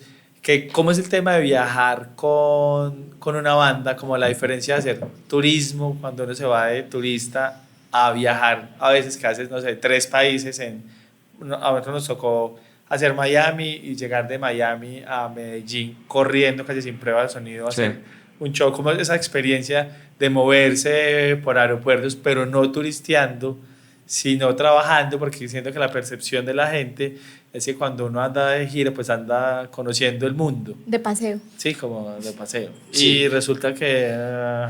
No, pues la experiencia es muy agotadora. De hecho, a nosotros nos ha tocado como reevaluar mucho los procesos, reevaluar mucho los objetivos, las expectativas, con miras en tener mejor calidad de vida, porque la calidad de vida en ese momento se fue a la mierda. Yo en 2014, que fue uno de los momentos más top de Alquilados, también es uno de mis peores años de la vida en salud mental, pues como en integridad emocional, porque claro, la gente dice, wow, 6 conciertos el fin de semana, y uno dice, uy, 6 conciertos el fin de semana. Sí, hay momentos que... Porque son jornadas agotadoras. A mí, por ejemplo, la última gira, uno igual todavía toca, pese a que en la última gira en Perú era... nosotros llegamos un día antes, eso estuvo bien, al otro día vuelo temprano, llegamos a la ciudad, la prueba de sonido se tuvo que retrasar, entonces hicimos la prueba de sonido como a las 6 de la tarde, se alargó muchísimo, a las 10 de la noche abrieron puertas, fuimos, a las 2 de la mañana era el show, hicimos el show a las 2 de la mañana, a las 4 de la mañana teníamos que estar en el aeropuerto porque el siguiente vuelo era a las 6 de la mañana y allá requieren 2 horas antes. Hacemos ese vuelo a las 6 de la mañana, llegamos a la otra ciudad, nos están esperando por una rueda de prensa, llegamos a la rueda de prensa, terminamos la rueda de prensa, vamos a la habitación, dormimos 1 hora, salimos a almorzar, salimos a la prueba de sonido. De la prueba de sonido, el lugar queda a 1 hora de donde está el hotel, porque el evento es en un sitio donde no hay hoteles. Hacemos el show, hacemos la prueba de sonido, otra hora regresando, o sea, 2 horas en carro ya. Llegas, puedes dormir 1 hora, arréglate, tienes que salir porque estás a 1 hora del lugar, porque tienes un meet and greet 1 hora antes, haces el meet and greet, haces el concierto, 2 de la mañana, 4 de la mañana, a las 8 tienes vuelo, y así 3 shows en Lima. Terminamos, listo, último show, terminamos, hay que ir a Ecuador. Hay un show en Ecuador, los cambios en las aerolíneas hacen que no puedas llegar el mismo día. ¿Qué hacemos? Nos bajamos de la tarima en Chiclayo y nos montamos en un bus para irnos por tierra, en una van pues que se contrató para irnos por tierra de Chiclayo a Cuenca. Llegamos a la frontera, el señor de la van no había tramitado bien sus permisos, nos dejó tirados en la frontera, conseguir un transporte... Esas Tumbes, ¿cierto? Sí, esa fue... Sí, Tumbes. Llegamos a la frontera, conseguimos unos taxis que nos llegaron hasta un punto de encuentro con una van que nos mandaron desde el evento, tirados en la carretera como la propia road movie con las maletas y los equipos al lado. Móntense ahí. Listo, arranquen, el empresario llamando cada 5 minutos, el crew de nosotros, porque la gira de Perú fue una gira en un formato compacto que tenemos, el show de Ecuador era full, la banda completa, entonces el resto del crew llamándonos, ¿por dónde vienen? No sé qué, ¿por dónde vienen? Llegamos a la ciudad que era como la base, antes del concierto, que era 1 hora de esa ciudad, llegamos después de viajar toda la noche y todo el día, o sea, llevamos 17 horas de viaje, llego a la habitación, entro a la habitación, me empiezan a llamar, Juan, ¿qué pasa? ¿Cuál es la demora? Y yo llevo 30 segundos en la habitación, voy a decirlo acá porque estaban comiendo, déjeme cagar. Sí, listo. Hago lo que tengo que hacer, me ducho, en 5 minutos estoy otra vez afuera, me monto a la van, estoy 1 hora del evento, llego al evento y me subo a la tarima. Y el público lleva esperándote todo el día y no tiene la culpa de lo que tú has pasado. Ay, sí.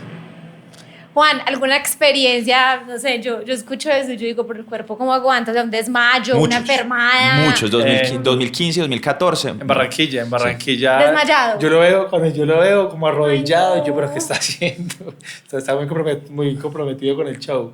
Estaba arrodillado. Se estaba desplomando. Claro, yo me hacía al lado de la tarima poder tomar el suero y desplomarme y me paraba como si nada a salir hacia arriba. Entonces... Claro, sí, muy rico y entonces la gente, pero los vuelos privados, no, claro, se hace el vuelo privado cuando no tiene opción, porque eso económicamente no es que sea muy viable, eso es porque ya se vuelve viable en términos de que es eso o no hacer los conciertos, ¿cierto? Muchas experiencias. Entonces ese año a mí sí me tocó reevaluar mucho incluso mi alimentación, mis cosas. Entonces la gente dice, los artistas cómo se vuelven.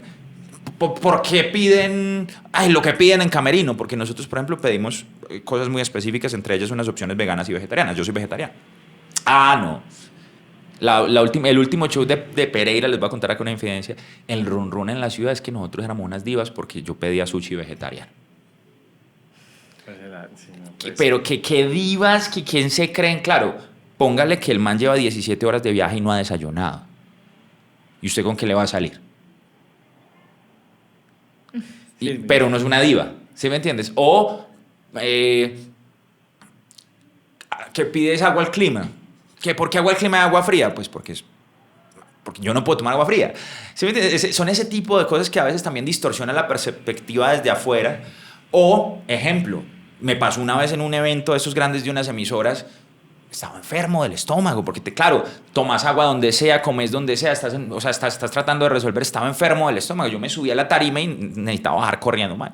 El run al otro día a mí me estaban acabando por Twitter porque no di fotos. Juan, incluso hubo una historia. Contémosle a la gente la verdad, cuente que se nos cortó. Sí. Pero retomamos después de es que tenemos una cámara que Juan vino a arreglarnos. Porque... La arreglé mal, es culpa mía porque arreglé mal la cámara. Hay problemita ahí bueno. Estamos con las dificultades que la gente cree que esto es jugando, pues no que es jugando, pero si no dimensionan de pronto los impactos que tienen. Sí, una vez que me muero en tarima, estamos hablando de eso, nos tocó cortar y retomamos eso fuera del aire. Una vez estábamos en una gira de mucho afán por 3 ciudades del llano, ¿no? Era Casillas, Villavicencio, Puerto... y otra que no me acuerdo. Y en Casillas, que fue uno de los primeros shows, eso era el mismo día, los 3 shows. Estábamos al final del show, pues se bota el Venturi, que es ese papelillo, ¿no? Bonito, metalizado, y ese papel es plástico. Y entonces, en el momento yo estaba cantando, abrí la boca y un papelito de esos giró, llegó a mi boca, se me puso como un velo detrás de la garganta y yo me estaba asfixiando. Entonces yo no me despedí porque estaba ocupado no muriéndome detrás de la tarima, sacándome la vaina del papel. Listo. Y el Twitter al otro día, que yo ni siquiera fui capaz de despedirme en la tarima. Es que va un poco de eso, ¿verdad? La gente, yo que lo viví de primera mano, la verdad es difícil, ¿verdad? La exigencia. Y lo de los viajes, claro, uno llega a una ciudad a veces de, no sé, 2 días sin dormir, 3 días sin dormir bien, durmiendo pocas horas, y no se llega al aeropuerto y hay pues gente muy buena onda recibiendo a los artistas, a los gritos, a pulmón, y pues es difícil también guardar. No, y que lo que para uno como espectador es disfrute, pues igual para ustedes es trabajo, o sea, es toda la rigurosidad también Sí, de claro, las de cosas. que el show salga bien, todo. de que todo lo técnico, de todos los problemas que puede haber detrás. Tengo otra historia así de como de malentendidos con el público. Imagínense que una vez estamos en una gira por Centroamérica y esa gira incluía el concurso de belleza de San Salvador, o sea, Mi Salvador, pues. Sí. Entonces, pero nosotros estábamos, o sea, literalmente era como show, una gira igual como que les narré ahorita. Era, y en la mitad había un show en Ecuador, me acuerdo. Entonces, Costa Rica, Guatemala, pum, Ecuador y de ahí El Salvador. Y entonces a nosotros se nos retrasaron los vuelos y nosotros llegamos a San Salvador, literalmente del aeropuerto al teatro donde era el evento. Nos tocó salir en caliente, sin prueba de sonido, pero eso no es la historia dura. La historia dura es que llega el presentador y me pregunta, ¿y qué tal te ha parecido Salvador? Y yo, bellísimo, ¿no? ¿Qué te ha gustado? Y yo, te voy a ser honesto, acabamos de llegar del aeropuerto, lo que pude ver del aeropuerto acá me pareció precioso, la gente está muy amable y este teatro está muy lindo. No, la gente ofendida, que porque yo ni siquiera me había dedicado a conocer San Salvador en esa hora que tuve. Y al otro día nos estaban acabando por Twitter porque seguramente yo lo dije como jocoso, no, pues conozco estas 2 cosas. No se lo tomaron bien. No se lo tomaron bien. Entonces son esas cosas, eso, a veces uno lo cogen fuera de contexto o pasan muchas cosas que la gente no dimensiona lo que puede estar pasando detrás o lo que hay detrás. Ejemplo, el día que les contaba cuando salí de este evento de la emisora que estaba pues mal del estómago, no paré pues porque si paraba muy posiblemente les iba a empezar a oler feo.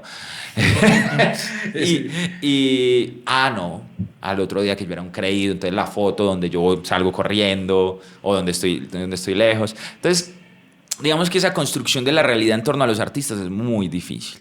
Y es muy difícil porque además Calamaro tiene en un libro que tiene una cosa preciosa, es que él dice que nos encanta ver los gigantes caer. Que todos estamos obsesionados por ver los gigantes caer. Entonces, como subimos a los artistas en ese pedestal, es delicioso tumbarlos, ¿no? Entonces, y ahorita en la cultura de la cancelación, más. Entonces... También hay una hipersensibilidad, yo siento, con un exceso de cuidado con cada palabra que se dice y cómo se dice, porque también, como es tan fácil sacar de contexto ahorita, claro, y se puede cortar y sacar solo la frase, se saca de contexto y eso es con lo que se va la gente y eso es lo que se puede viralizar. Sí, claro. Entonces termina siendo uno racista, xenofóbico, homofóbico, cualquier cosa porque dijiste una frase en medio de una conversación y la sacaron y esa fue la que se viraliza, que es muy peligroso. En Ecuador nos pasó, un país que queremos tanto, que somos tan abiertos con que queremos tanto. Yo hablo bellezas de Ecuador en público, privado y de todas formas porque quiero mucho el Ecuador y ha sido muy importante para nosotros. Yo me acuerdo que una vez estábamos justamente en una entrevista y alguien nos pregunta que si somos capaces de imitar el acento ecuatoriano, no sé qué, entonces Lucho trata de hacer el Ecuador, pues así como un poquito como habla la gente de la sierra ecuatoriana. Cortaron toda la pregunta y solo dejan a Lucho diciendo, estamos felices de estar en el Ecuador. No, nos tocó salir públicamente a disculparnos porque Lucho se había burlado de Ecuador, de cómo hablaban los ecuatorianos. Después de que habían dicho que sí, ¿sí me entiendes? O sea, que si éramos capaces de hacer el acento, que no sé qué, porque estábamos hablando de que éramos muy buenos, pues agarrando los acentos de todos los lugares, porque uno ya el oído como se le va como afinando. Y esa era la historia, pero no, lo que quedó fue que nos estábamos burlando del Ecuador. Pues han tenido ustedes la posibilidad de viajar muchísimo, conocer muchísimos países. ¿Con cuál lugar fuera de Colombia se han conectado más? Ahorita mencionabas Ecuador, no sé. Pues con Ecuador y Venezuela hay un cariño particular. Yo pienso que el de Venezuela ha sido muy estimulado por el cariño particular que yo le tengo al país, por lo que es tan importante a mí, para mi familia y para mí. Entonces yo siempre le he dado mucha valor a Venezuela, se la doy mucho a los músicos venezolanos y ellos, a ver, a los países nos gusta ver cuando alguien de afuera nos reconoce lo que somos, lo que nos quieren. Nos está pasando un poquito eso, que sacamos un cover de una canción de Segundo Rosero, pues que es un artista ecuatoriano con muchísimos años de carrera, muy icónico, muy popular, y ha sido la locura en Ecuador. Por eso, porque es como un reconocimiento a la música del país, es un tributo al país. Entonces, particularmente con Ecuador y Venezuela ha habido una conexión muy especial, muy continua. Hay países que nos han querido como por años, ¿no? Chile tiene años donde lleva alquilados a shows de 100.000 personas y de repente 2 años como que no conectamos y de repente volvemos a conectar. Centroamérica pasa un poquito lo mismo, pero digamos que los que son más consistentes puede ser por un tema de proximidad también, yo creo, y ahí sí puede influenciar que no sean tan distantes las culturas, es Ecuador y Venezuela. Han sido muy importantes para nosotros, muy representativos, hemos hecho shows enormes en ambos países y siento que hay un cariño particular ahí, siento que hay un tema gran colombiano ahí. Juan, tú no eres mucho como de turismo, ¿cierto? Juan es una persona muy casera, muy excesivamente casera, te gusta mucho la casa.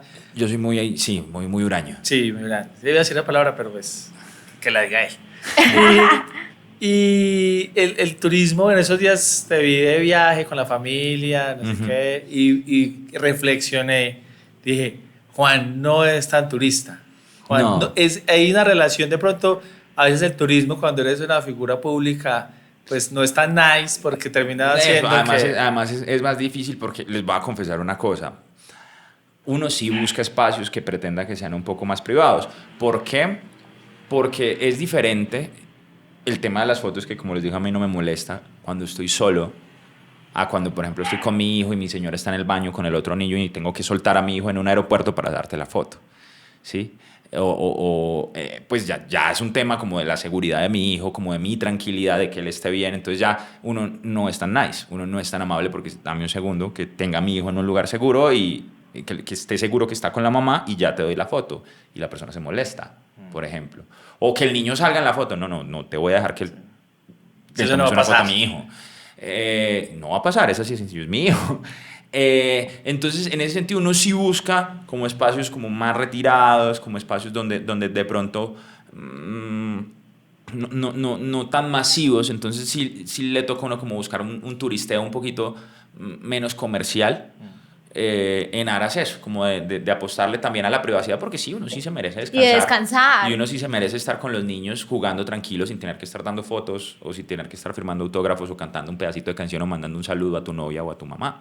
Que con mucho gusto te lo hago si estoy solo y si estoy fuera del contexto de mi familia. Es más, si estoy en Pereira y estoy almorzando y me lo pides, no tengo ningún problema. Pero ya el paseo familiar para mí sí es muy importante. Y es por el tema de la seguridad de los niños, de poderles dedicar tiempo, de poder estar con ellos.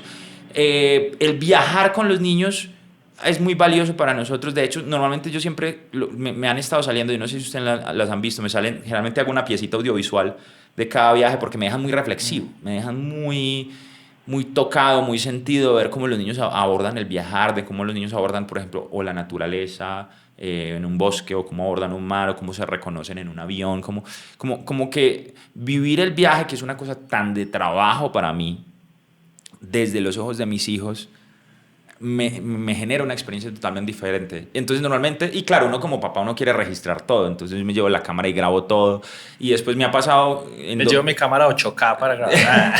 Es 4K, quiero la 8K. Me llevo mi cámara Gomela, sí, digamos que sí es, claro, la narrativa de una, además, hay gente que no tiene el contexto, yo además soy realizador audiovisual, entonces pues... sí, uno no es capaz de hago las fotos con el teléfono. No, yo me llevo mi Fuji con mis lentes, no soy capaz de no viajar así y me encanta tener los recuerdos de los niños como... Perdón, hago paréntesis para que Laura también entienda un poquito el contexto de que ella dice, pero ¿para qué va a llevar la cámara de lentes y tenemos el teléfono? Pues, ¿por qué no? No, una discusión acá que tenemos. Porque la experiencia que uno tiene, hay que entender que es que el realizador también experimenta el viaje así. Sí, es una forma de disfrute del viaje también. La creación o la captura de esas cosas desde lo que me permite hacer una cámara o desde lo que me permite narrar la cámara es muy diferente a la experiencia desde un celular. Que hay experiencias narrativas desde un celular, está bien. Pero a veces uno descansa así. ¿Qué es lo que me pasa? Yo registro mis niños, ahorita fuera del aire, les muestro Solo tengo las capturas, o sea, no he editado nada, tengo las capturas peladas ahí como en el teléfono. Pero es eso, o sea, por ejemplo, en este último, entonces yo le empiezo a dar, por ejemplo, a Salvador con la intriga con el agua, ¿no? Entonces las gafas y la experiencia que él tiene de ver los peces, de ver animales, de ver... Eso como que yo he estado pues en miles de playas, obviamente. ¿Cuántos conciertos, Alejo, usted que estuvo conmigo, cuántos conciertos puede haber dado alquilados en playas? Ah, no, pues. No, 100, 200 conciertos. Y por ende, pues uno sí, a veces, no siempre, no todos los viajes son tan miserables como los que a veces tocan. A veces es chévere, a veces tienes un día de viaje donde te puedes tomar y te vas para la playa y estás en un super hotel, súper lujoso y rico, ¿cierto? Pero la experiencia es diferente. Entonces, con los niños, mi experiencia de viaje se ha sido muy distinta. Digamos que ellos sí me impulsan más a salir de la casa. Porque la experiencia del afuera con ellos es diferente. El descubrimiento, el proceso del descubrimiento. Eso, porque verlo con ellos es fascinante. Y también por todo lo que les suma a ellos. Yo pienso que el viaje construye mucho. Por más huraño que uno sea, el tema de que el niño que puedes almorzar esto o esto. Ah, pero yo quiero tal cosa. No, acá no existe ese restaurante que tú quieres. Sí. El tema de tener que esperar en una fila. Pues me quiero subir más. Que esperar, el tema de hacer la fila, el tema de hacerle caso a la autoridad, pues del man que te sella el pasaporte o de la persona que te deja o no entrar al aeropuerto, el tema de en este viaje, en este pedacito tienes que ir cargado porque en la lancha no pueden ir los niños solos, toda esa experiencia del niño descubriendo el mundo a través del viaje y de viajar desde la infancia me parece fascinante. Entonces, y me parece que les suma mucho. Ellos llegan siempre muy cambiados después de cada viaje, como que todo los impacta mucho y todo los permea mucho. Salvador, por ejemplo, que tiene 5 años, está en una etapa, los niños de 5 años son bien, pues como caprichositos, ¿no? Yo quiero esto, me gusta así, ya tienen una personalidad, ya tienen su forma de ver el mundo, ya están construyendo algo. Entonces, este último viaje, por ejemplo, le tocaron muchas cosas que no son como él quiere, ¿sí? Que no es la comida que él le gusta, que no es... Entonces, pero él llegó como reconociendo que se puede amargar, por ejemplo, entonces se ponía bravo. Entonces, no almuerzo. Ah, bueno, no almuerces. Entonces, pues tengo hambre. Hay la comida que dejaste. Pero quiero otra cosa. No, hay más. Eso es lo que hay en este hotel en este momento. Ya cerraron el restaurante, eso es lo que puedes comer. Entonces, claro, esa experiencia de esas limitaciones que se encuentra uno también en el viaje construye una noción de realidad muy diferente a la que puede haber en la casa, que todo es como muy cómodo, ¿no? Sí. Es como aprender a reconocer al mundo también desde las incomodidades. Y eso construye carácter, eso genera una noción diferente de la gratitud. A mí el viajar me estimula mucho la gratitud. Yo pienso que eso, ejemplo, voy a contar una historia de alquilados.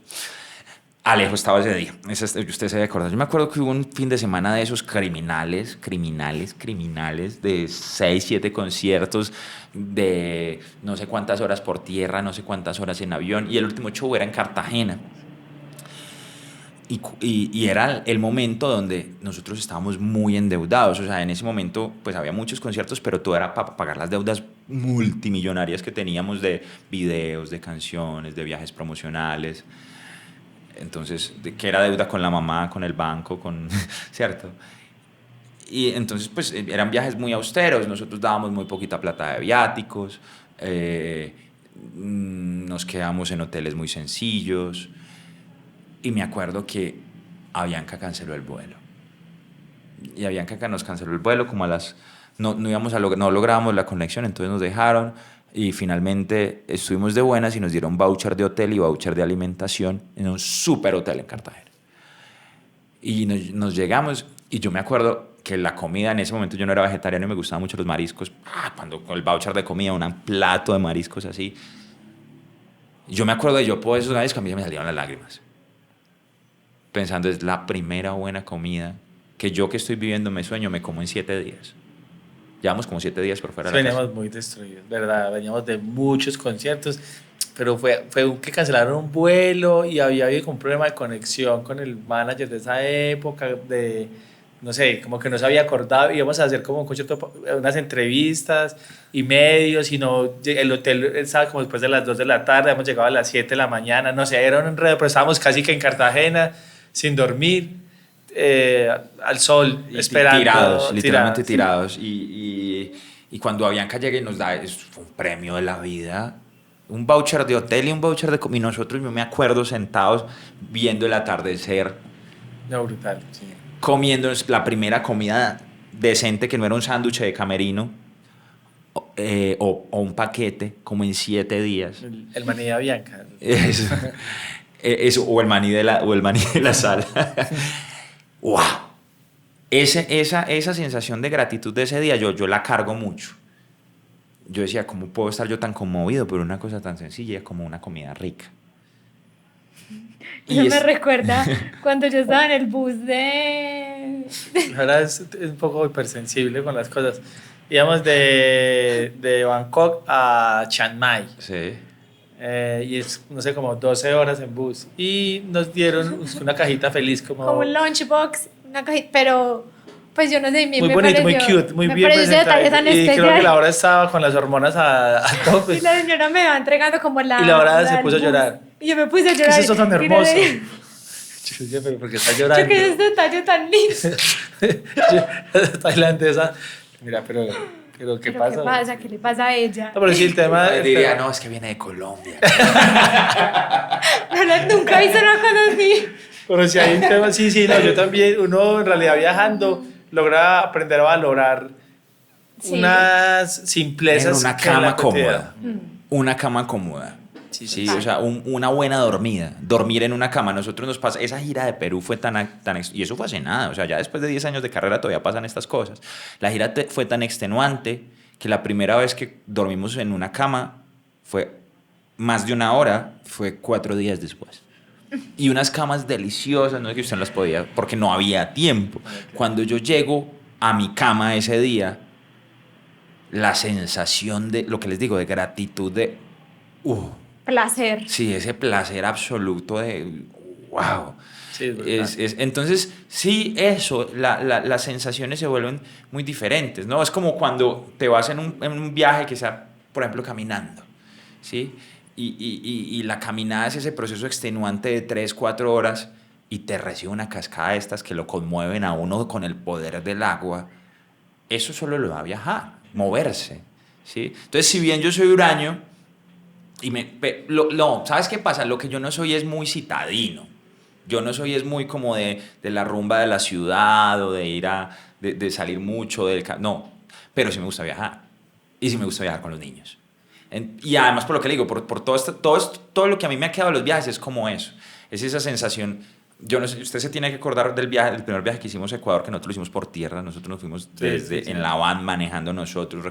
Me acuerdo cuando después de la frontera entramos y nos echamos yo no sé cuántas horas y viajamos toda la noche, y al otro día nos reciben en una casita al lado de la carretera, un desayuno, la cosa más deliciosa, una viejita pero divina, y cuando nos abren la ventana el Cotopaxi ahí en todo el esplendor, en un solazo, una cosa preciosa. Esas cosas, esas son cosas que si usted vive allá en la ciudad que se ve el Cotopaxi, usted no. Como nosotros, o sea, nosotros vemos el Nevado cada cuanto y pues no se vuelve una cosa como muy emocionante. Yo me pregunto eso a veces, pues ya tanto tiempo por fuera, pero ahorita que estoy otra vez por acá, digo, la gente, ¿a qué viene? Pues, claro, como lo que pensaron costeño, en serio vienen a ver la playa. Sí. Pero Claro, es como el costeño que vive en la costa y va a la playa cada 3 años. Total. Sí, literal. Sí. Juan, ¿cómo manejas con Dani, la familia, el tema de que tu trabajo te hace moverte tanto, viajando todo el tiempo? Yo creo que ya cuando uno echa como raíces y tiene los niños y la familia... Pues después de la pandemia me ha dado muy duro porque me malacostumbré a estar mucho con ellos. No, bien acostumbré, mal acostumbré no, porque es una costumbre linda. No, pero digo, me malcrié, pues, o sea, me di mucho gusto disfrutándolo, generando rutinas y estando con él. Me da duro. Los últimos viajes en ese sentido me han dado duro.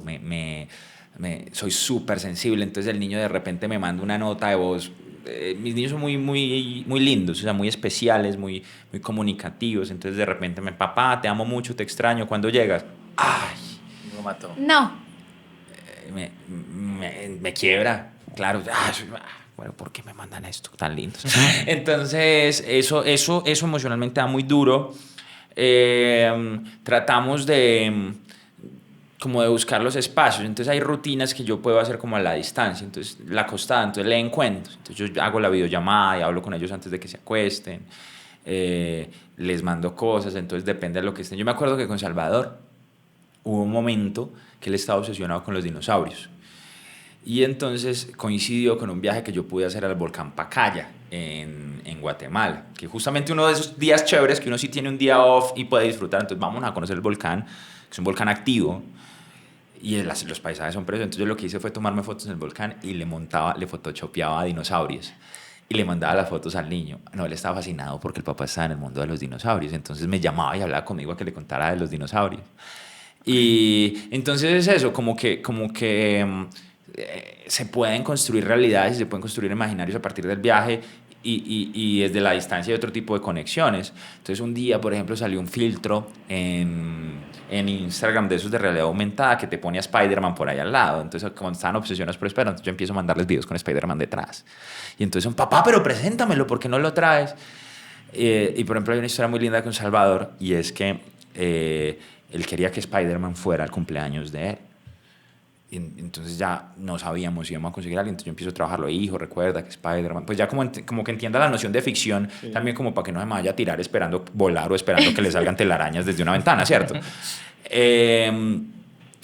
Y entonces los carros, papá, pero entonces Spider-Man no existe. Yo, existe como un personaje, porque también el personaje existe, ¿no? Simplemente no es real, los poderes no son reales, no los puede tener un humano, pero tú me mandaste un video. No, hijo, es un filtro, mira, te enseño, Y entonces en el cumpleaños Dani se consiguió un man que se llama Spider-Man y les hace malabares y da vueltas y sale ese Spider-Man. Y lo primero que hace Salvador antes de celebrar que estaba Spider-Man fue, papá, ¿viste que sí era real? Es el mejor. Entonces, pero mira eso, yo hago ese tipo de cosas, no me la juego como por eso, pues si solo es llamar a ver cómo estás, cuéntame cómo te fue en el colegio, sino que no la jugamos como por eso. Y Dani es una dura para eso, es una dura, me da ideas, les cuenta cosas, les muestra dónde estoy, les muestra cosas del mapa. Entonces ellos me hacen, por ejemplo, me llaman en el avión y me toca meterme a la cabina a mostrar a los pilotos. Pero es eso, o sea, como que para ellos el viajar se vuelva como parte también de su cotidianidad y vean, y como ya han hecho algunos viajes, entonces ya saben, entonces estás en la sala de espera, ¿sí? Como empezarles a construir esa realidad, como lo haría cualquier papá. Como involucrarlos también un poco en el viaje. Exactamente, las fotos. Y estar presente. Sí, exacto, les mando video. Cuando, por ejemplo, estoy muy mal de señal, que hay veces que está muy mal de señal, yo lo que hago es que grabo varios videos y se los mando a Dani para que se los vaya mostrando, y ellos hacen lo mismo. Y yo, pues cada vez que veo los videos, pues lloro. Tú has tenido la oportunidad de conocer muchos lugares y a mí siempre me ha causado eso, ahora que lo pienso, como una curiosidad, y es, usualmente los artistas, pues a medida que van como creciendo y su carrera se va disparando, también van explorando como otros lugares para moverse. Entonces, si salir de Pereira, pues que es una ciudad pequeña, irse para Medellín o irse para Bogotá, luego se van para Miami, luego... ¿Tú lo has pensado alguna vez?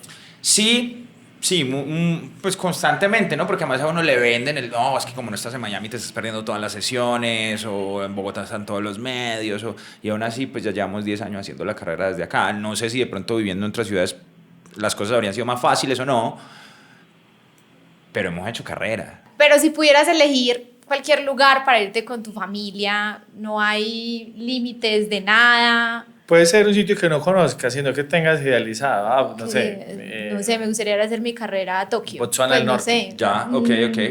De pronto eso también te pone Yo se las voy a responder diferente. Digamos, esa es una cosa que yo no veo en presente, y es una cosa que yo creo que Alejo coincide conmigo.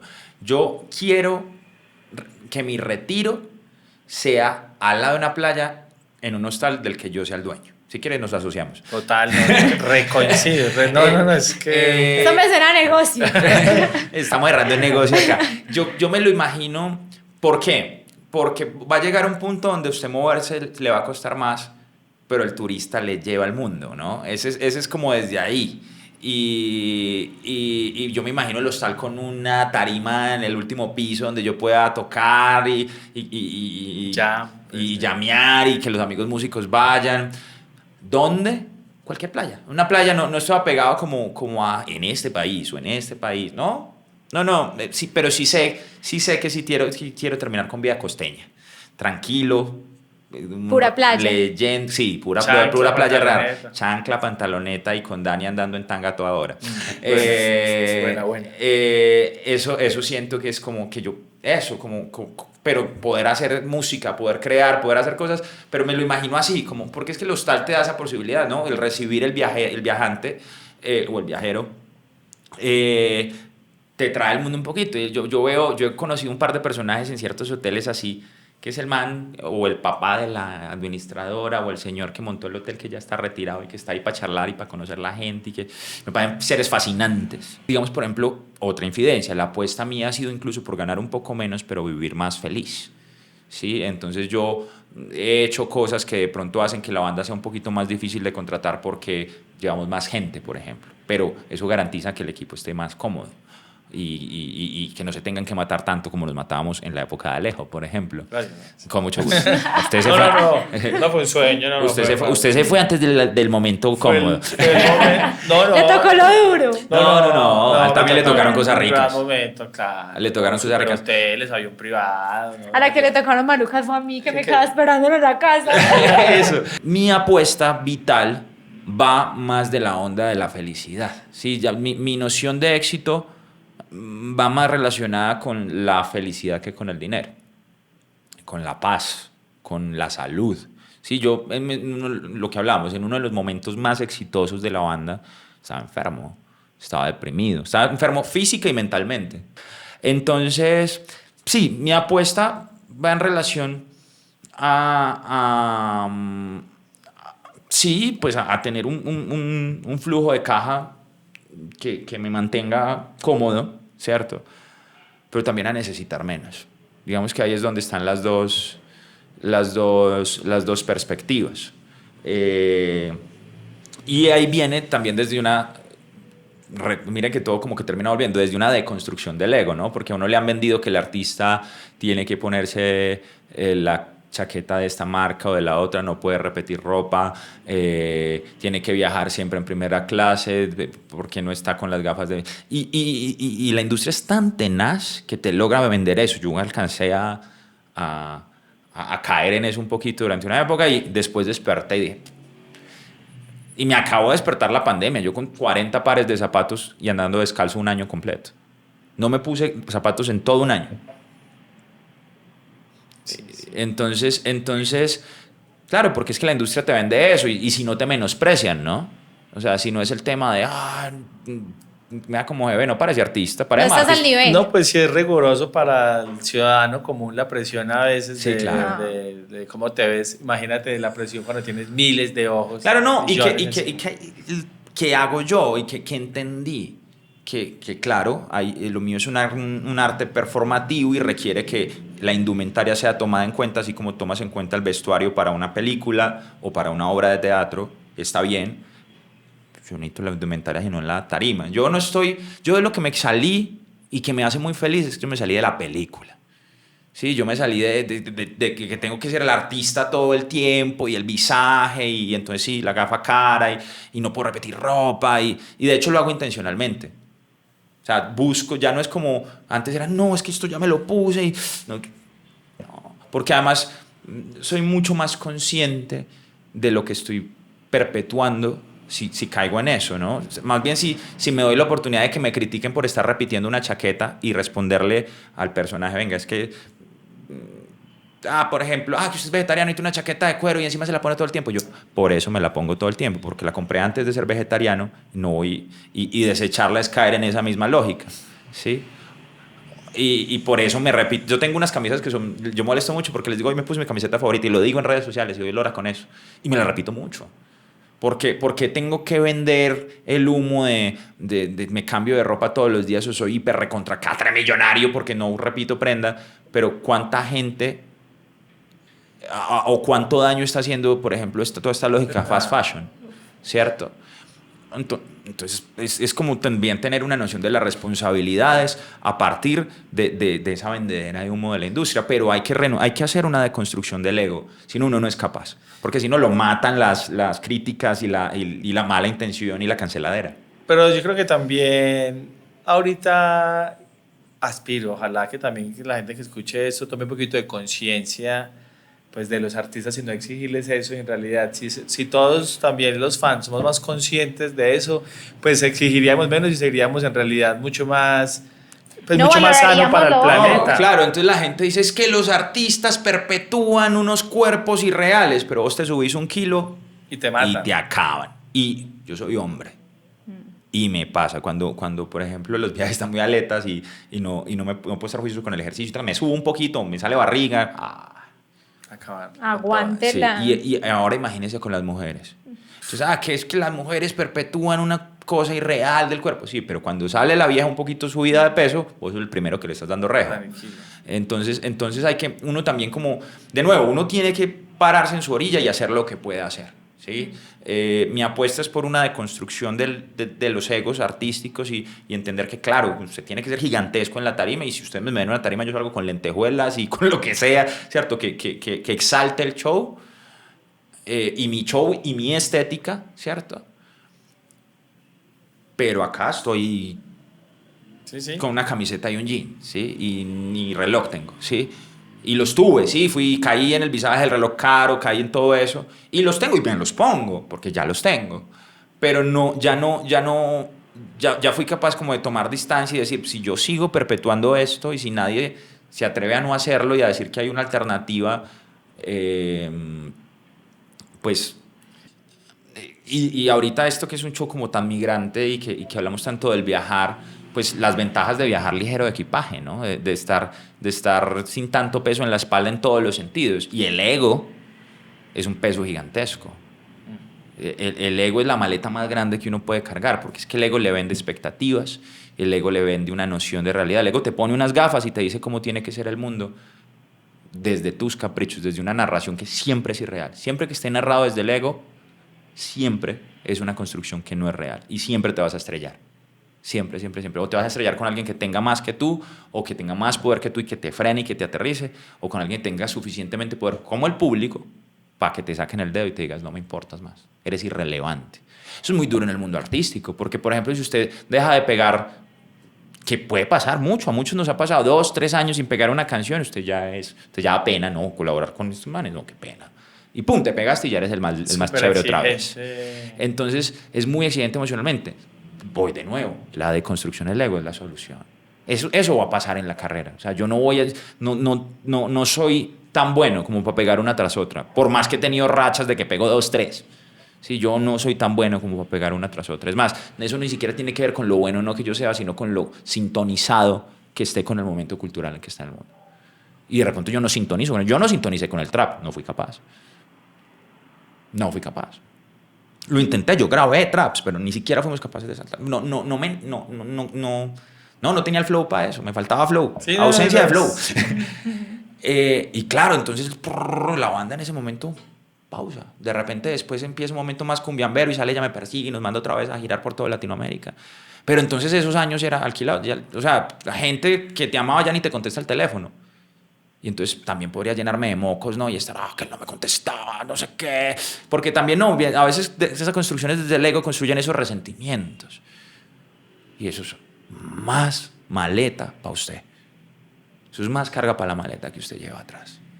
Entonces, ustedes lo saben, viajar con el equipaje de mano es lo más cómodo. Mientras usted más ligero esté y más desprovisto esté de ego y de construcciones, usted más libre está. Eso digo yo cuando vamos a empacar los lentes. No, pero es que los lentes no son ego. No pesan. No, ellos sí pesan mucho, pero es que ellos no son ego, ellos son satisfacción artística.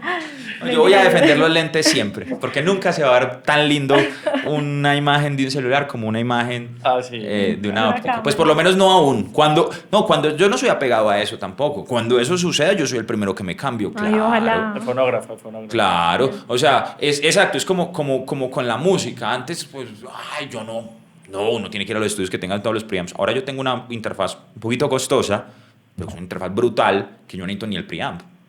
Y la configuro y ya, y grabo en mi casa. No siempre, pero lo hago. Igual será cuando el audiovisual esté como que uno pueda cambiarle lentes a un teléfono y la calidad sea suficiente. La misma. Es que uno para qué va a cargar peso. Pero mientras la satisfacción, sea un tema proporcional, eche sus lentes, Alejito, yo lo defiendo. Bueno. Juan, hermano, se nos fue largo, muchísimas gracias, pero hay buena mucho conversación. por hablar con Juan, brutal. Ojalá más adelante, cuando sigas girando, podamos hacer otro episodio. Claro que sí. Súper brutal conversación, escucharte todas tus reflexiones, creo Ojalá que más muy artistas, enriquecedor, sí, ojalá más gente, artistas, gente del común que te escuche de pronto en este podcast, que para o eso que es esto también. de una u otra Claro. forma tiene contacto contigo, pueda coger un poquito, porque de verdad que es muy, muy profundo, muy inspirador. Y creo que todo lo que has vivido y todas las experiencias pues te han traído aquí a construir pues lo que eres, y brutal. Sí, brutal. Juan. Brutal. Qué grata Gracias por conversación. compartirlo con nosotros. Gracias a ustedes, bebés. Bueno, ya está. Y recuerden, Estamos- el reggaetón es el nuevo punk.